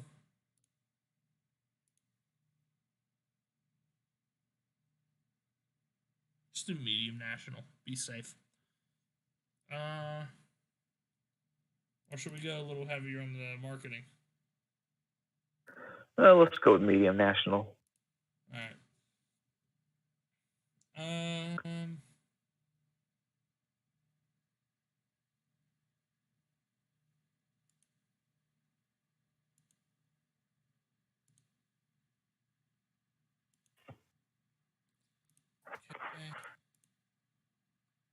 Yeah, I know it's called an event name right now. We don't have a main event yet, but we will get that now.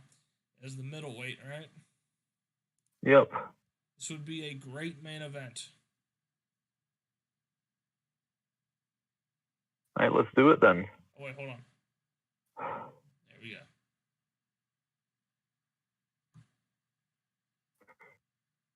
Ooh, we could do 2 titles one day. The draw of this fight is low-level international. This is going to draw quite a bit. All right, then.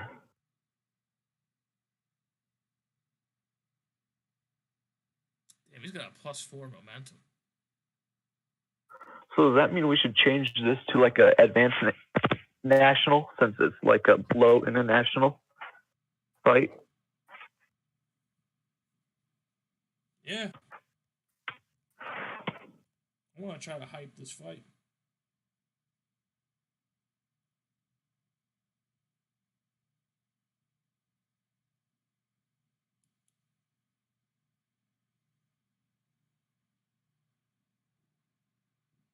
So we're hoping Lyoto Machida wins. This will save more money. Wow, this is going to cost us a shit ton.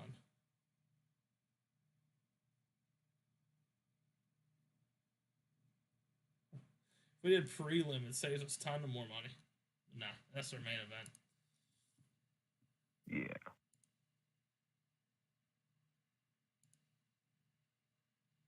It's for the title. Yep. Okay, so let's go back up. Alter show. Oh, this is the second battle between them. Yep. All right, let's add some more.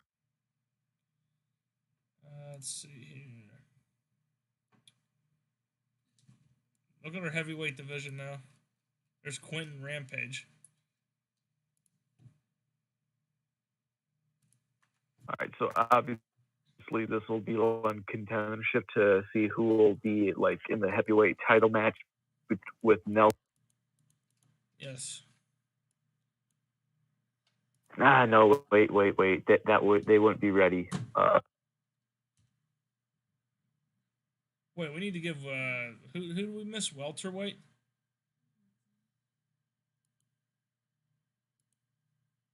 Actually, maybe Silva. The Silva? No, didn't we have like a Wanderlei Silva? I don't remember where though. Heavyweight. No. He's in here somewhere.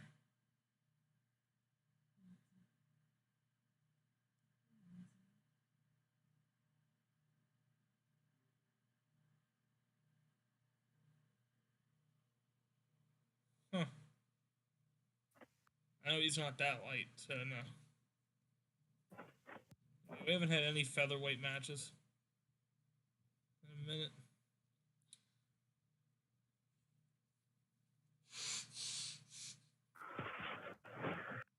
We should probably get a women's match. On the main card? Yeah. Maybe get a women's title defense. We want Julia, bud, and fucking, Oh, yeah, we can't have her fight the next event right away. Yeah. We could have our other women's champion. Still? What? Should we keep Julia Budd on the sideline still? Yeah. Maybe we could have our other women's champion. Right here, flyweight? Yep.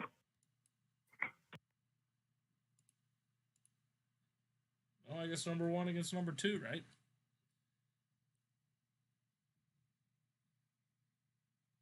She'd be the hometown fighter. The champ.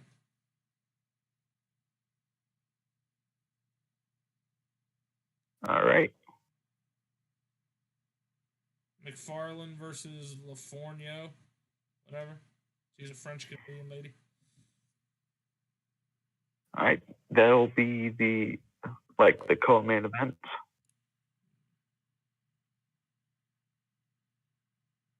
Oh, shit. What is this women's flyweight? What? No, okay, so this is women's flyweight. I was just checking. Yep.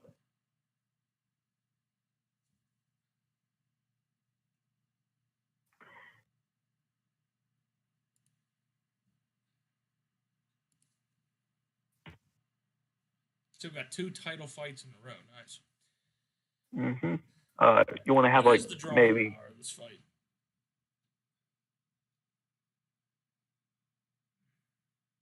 This is a very where does it fight. Apparently, it's best suited to the prelims. really? Yeah. Well, it's going on the main card because that's an insult to the title. It is. Very.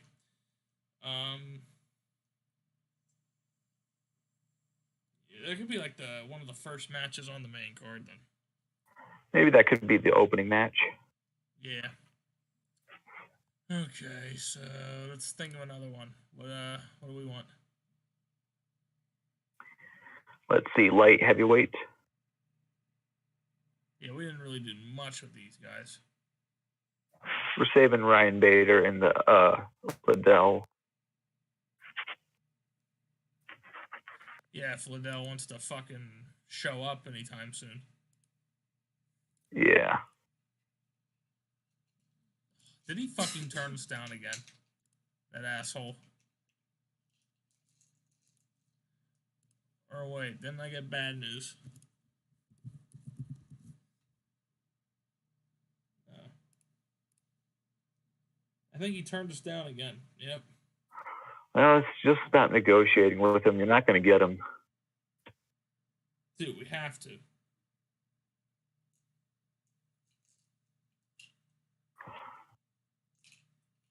Come on, bro. I want you for 4 points. Dude, I'll pay you $250,000. You know what? How about you put his title victory up to 100% and his title defense is up to 100% because there's no way he's going to win. No, not title bout. Not title bout because we're going to give him a title match. But maybe put that at 50%. Put this at 50? Yeah. But put title victory at 100.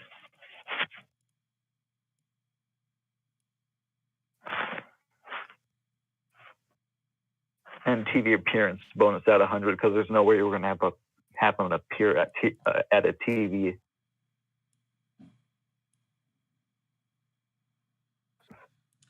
I'll give you a $100,000 signing bonus. Yes. Swear to God, Liddell, if you turn this down. He's an idiot if he turns us down. I'm making sure he can't turn it down.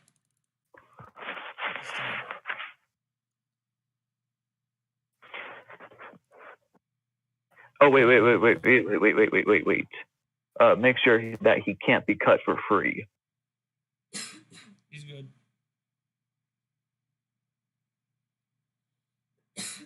Fuck it. We'll give him a 12.5% even.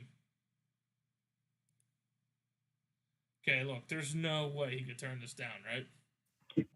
Next show, he turned it down. Now, there's no fucking way. I guess we're trying to re-sign this guy already? Yeah, he had a good performance. I suppose. What the hell's CR?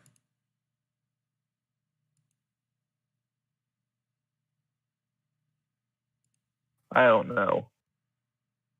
But let's get back to making the match card.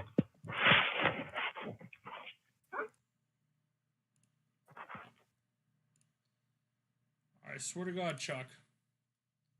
I want you, damn it. You are totally worth it, I swear. Totally not jumping the gun on this. Let me just see his popularity, because I swear to God, I think I'm fucking being an idiot. How do you check popularity? Name value. Oh, yeah, he's over. Look at this guy. Oh, my God. If we get him. Yes. Yeah. He's way over. We can definitely put a fucking pay-per-view. This guy. Oh, what's Ryan Bader at? Ryan Bader? Yeah. Name value. Hold on. Name value. Not that much. But this will still sell huge. Oh, yeah, it'll get him over. Darth Vader will go over big time. Or maybe we could promote a super fight between Chuck Liddell and Fedor Emelianenko, possibly. Maybe. Just off the name value alone.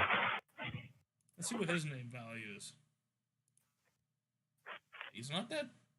Oh, he's really name valuable in fucking Russia. I mean, of course.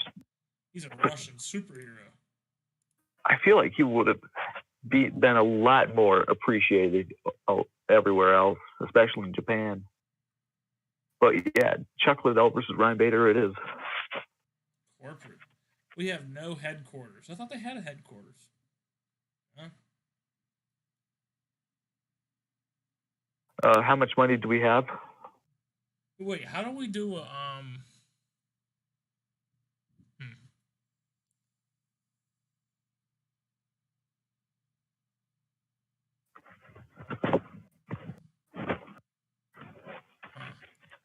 How do we do press conferences?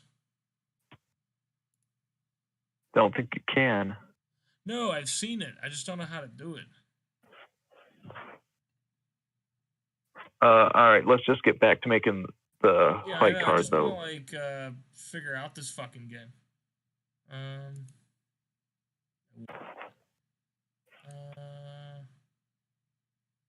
Stability. No. What's our birthdays? A lot of them.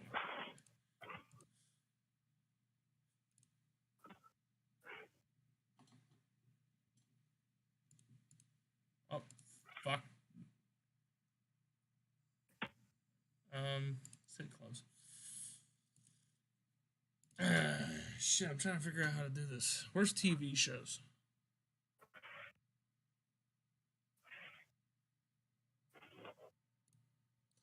Who are we recommended to hire, actually? Antonio Bigfoot Silva. Tell you what. Never mind. It's taking forever to load these guys.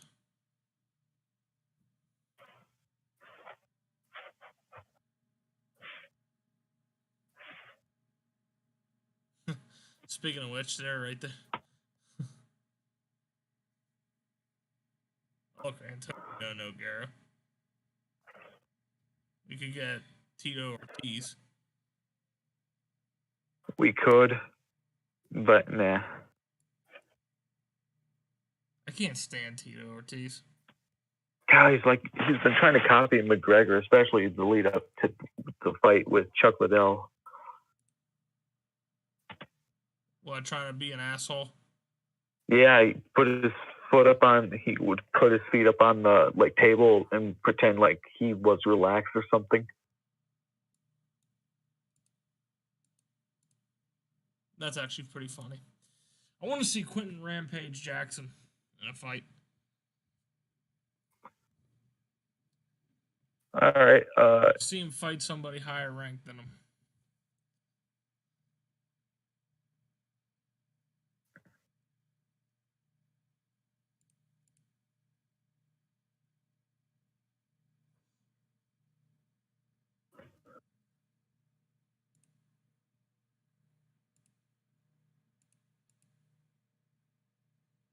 Mirko Filipovic versus Quentin Rampage Jackson. I think that could work. Ooh, what a fight that would be. It looks like Quentin Rampage Jackson should make good work of him. Let's see. Let's try to make all right then. Can we try to get one of the Gracie on the card? Who's a Gracie? You don't know who the Gracie family is? Right here. Yep. Never heard That's the guy. Gracie family. Please educate me. Oh my God, the Gracie family is like the most legendary MMA family ever. Royce Gracie was like one of the pioneers of the UFC, and he was like just huge. I mean, their family is like synonymous of MMA. He's 3-1. Doesn't CM Punk train at their gym? Maybe. I don't know. Yeah, Gracie Jiu-Jitsu. That's their gym.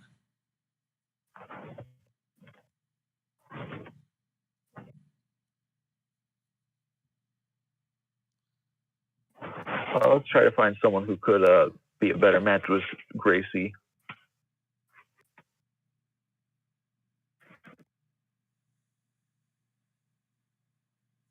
do Chael Sonnen versus Gracie.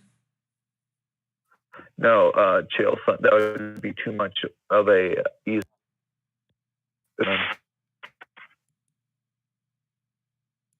So we're looking for a good fight. So maybe someone else. This looks like a good fight. Man, you can't hear me perfect. I hear you.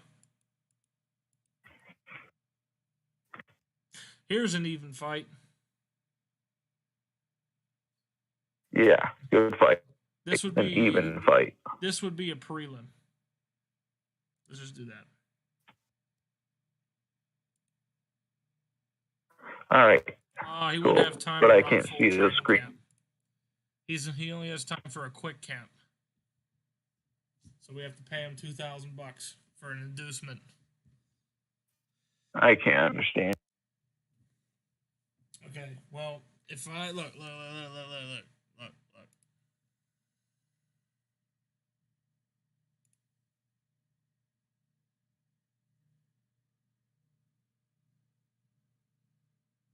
All right. Is that fine?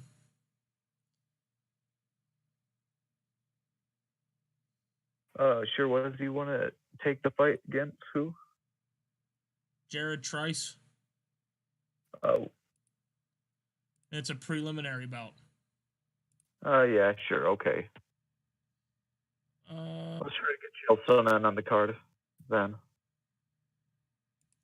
I agree. I want Chael Sonnen on the card. Try to get him a good fight. Here's a good fight. Liam McGreary. Not even enough. No. Chael Sonnen would rock him. No. All right. How about keep going? This? No. This? Fuck. No. Beat the shit out of him. There we go. That looks like an even. Look at that. Pretty even, but let's just keep going. Dude, I can't find no one else, man.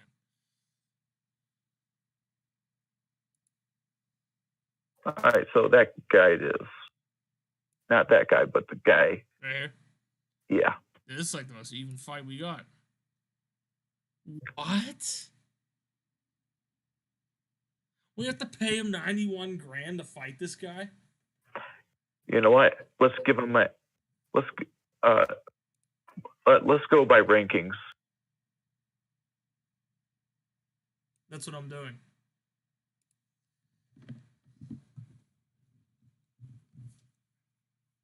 Fuck. Or like who's the top rankings? Ryan Bader's on top. I mean, like there was like a chart or something. This? Yeah. So Liam McGreary. Dude, I just want to have Chael Sonnen go up against Nemkov, so Nemkov beats the fuck out of him. All right, let's do it then. I mean, like, honestly, if that's the way you want to feel about that, he's not big enough. Suck a dick. Like, seriously. I hope he fucking beats the shit out of him. You know? So you think one more fight would do it for this show? Yeah, like one more fight on the main card. Is that what you're thinking? All right, yeah, just one more fight. All right, let's Oh, John Fitch, I remember him. He's a good fighter. Against... I want to put John Fitch on the card. What? Sorry. Let's just go. Let's just see who there is. I was thinking like a lightweight fight. Yeah, but we haven't given any welterweights a fight yet. So...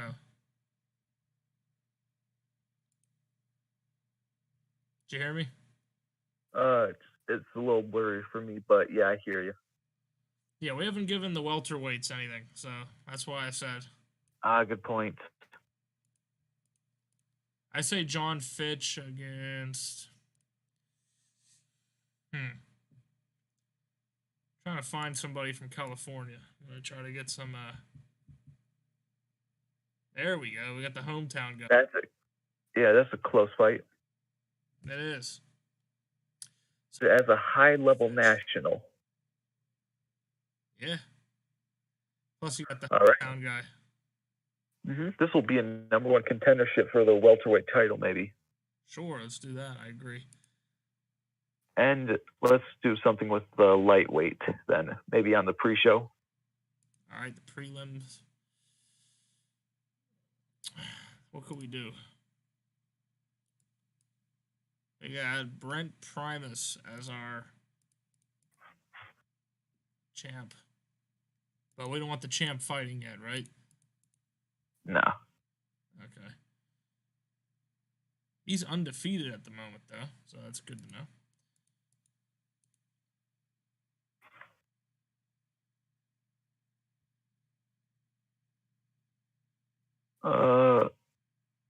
What's Josh Thompson? 22-9. He's 2-1 in Bellator. He looks about fairly new. Wait, Ryan Couture. Oh, was he in UFC? Or was that someone else I'm thinking of? That's Randy Couture you're thinking about. Yeah, never mind. Close. I wish Randy Couture was fighting in Bellator. Wait a minute. Let's look for him.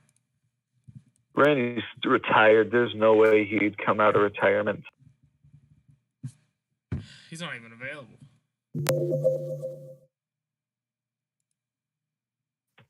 Wait, retired fighter.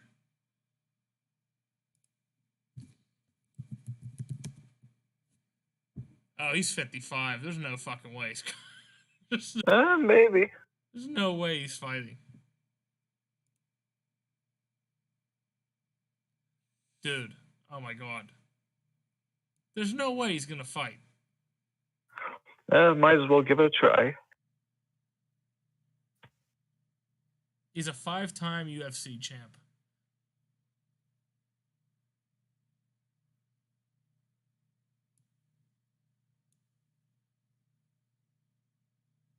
Let's do exclusive. 2-fight contract. Fuck.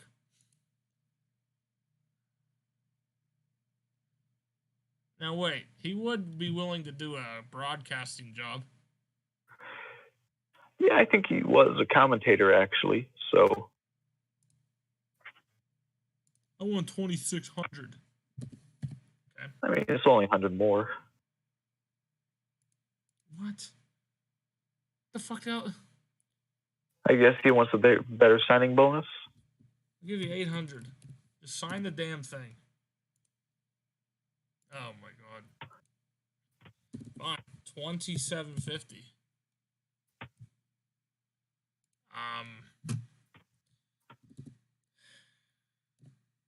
2,900. Okay, I'm done. Fuck it. He's not. Nope. Okay, I'm done. Nope. Fuck him. Done. Hey, it was your idea to try and sign him. There's Ken Shamrock. Let's take a look. Oh my god. Please. Please. Son of a bitch. He's not even supposed to be retired. Whoa, whoa, whoa. That's kind of a young picture for him. Yeah. Is that really it? That's his full body? Okay. Wait, talk to. Here we go. End retirement. Sorry, at my age, I don't think I'm cutting out. Good idea. Fuck. Let's talk to Randy Couture.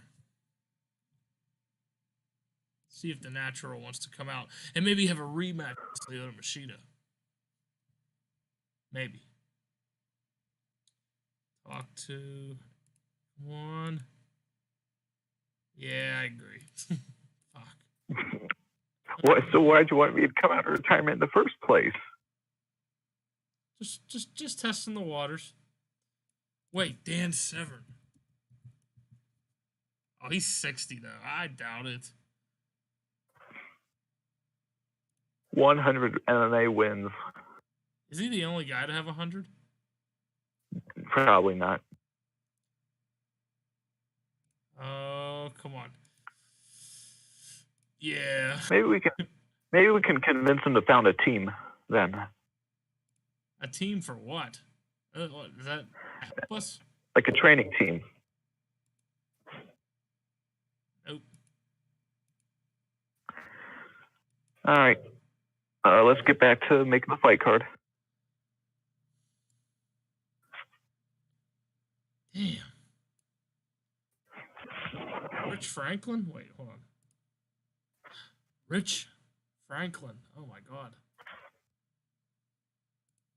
Yeah, we gotta talk him out of retirement. Come on, there's fucking guys in your 40s. Whatever, fuck it. Okay, back to the card. I'm sad. So that's the main card there. We need more prelims, right?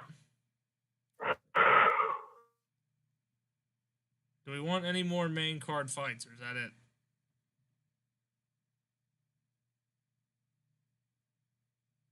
Yo. Buddy.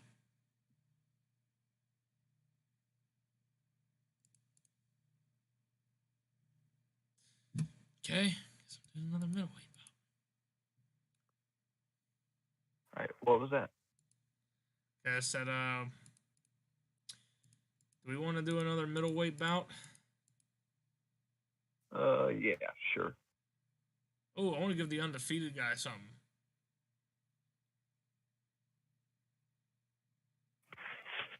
This looks like an even bout, too. Ooh, I like. Yeah, but that's high level regional. This would just be scraping on the main show. Let's do prelims for that. All right. This could probably main event the prelim. All right, cool. Nah. Let's do one woman's fight on the.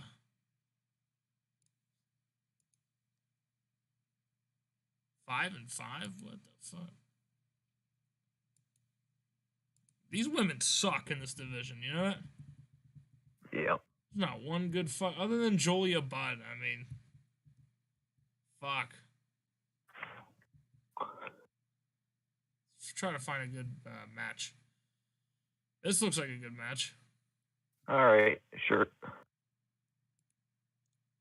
This video is so goddamn long. Let's make another event, and we'll just make the main event for now, which is be Ryan Bader versus to be announced. Sure. All right, so if that's in March, April? Yeah, like, let's go April week 4 on a Sunday.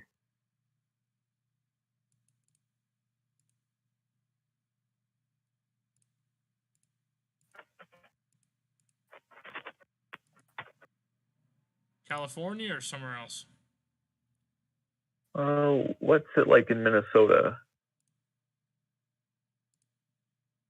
40%. We wouldn't get anybody. What about in Canada? Oh yeah, Canada's I guess like their strong point, isn't it? Mm-hmm. We got the Maritimes, Quebec, Ontario, Alberta, Saskatchewan, Manitoba, British Columbia. Let's try Alberta. 42. Ontario's our strongest area.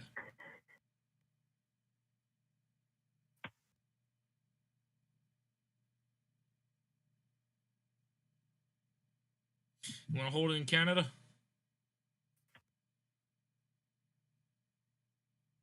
Sure, it's hold it in Canada. I didn't catch any of that. I said you want to hold it in Canada? That's our strongest area in Ontario. So let's say it's in Toronto. Sure. Do you think that would work? Yes, I think it would actually. Let's see the availability. Who we missing? Well, we're gonna be missing a lot of guys, which is fine. I think we got enough to carry the load, right? Yeah. Maybe Chuck Liddell would be Ryan Bader still good? Good. Uh-huh.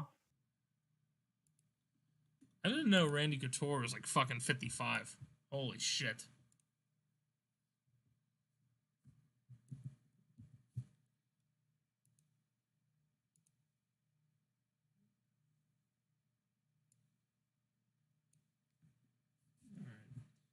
Oh, fuck.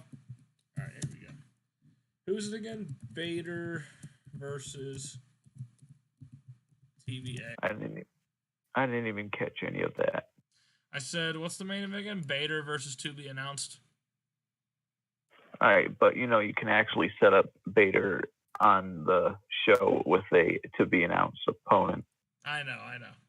I'm just getting it already pre-made, you know what I mean? Mm-hmm. We're starting to run out of guys. Okay, Ryan Bader to be announced. Oh, shit. Don't want to forget that.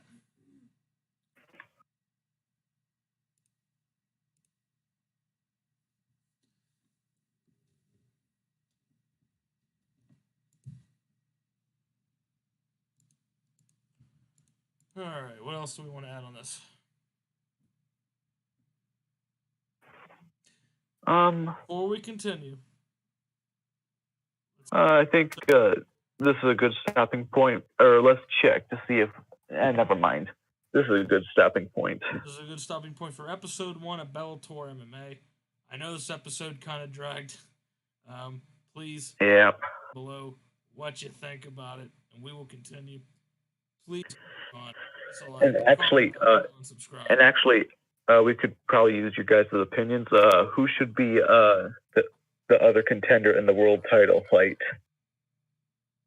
In the heavyweight title fight, I should say. Yep, just comment down below and let us know for next time, and see you.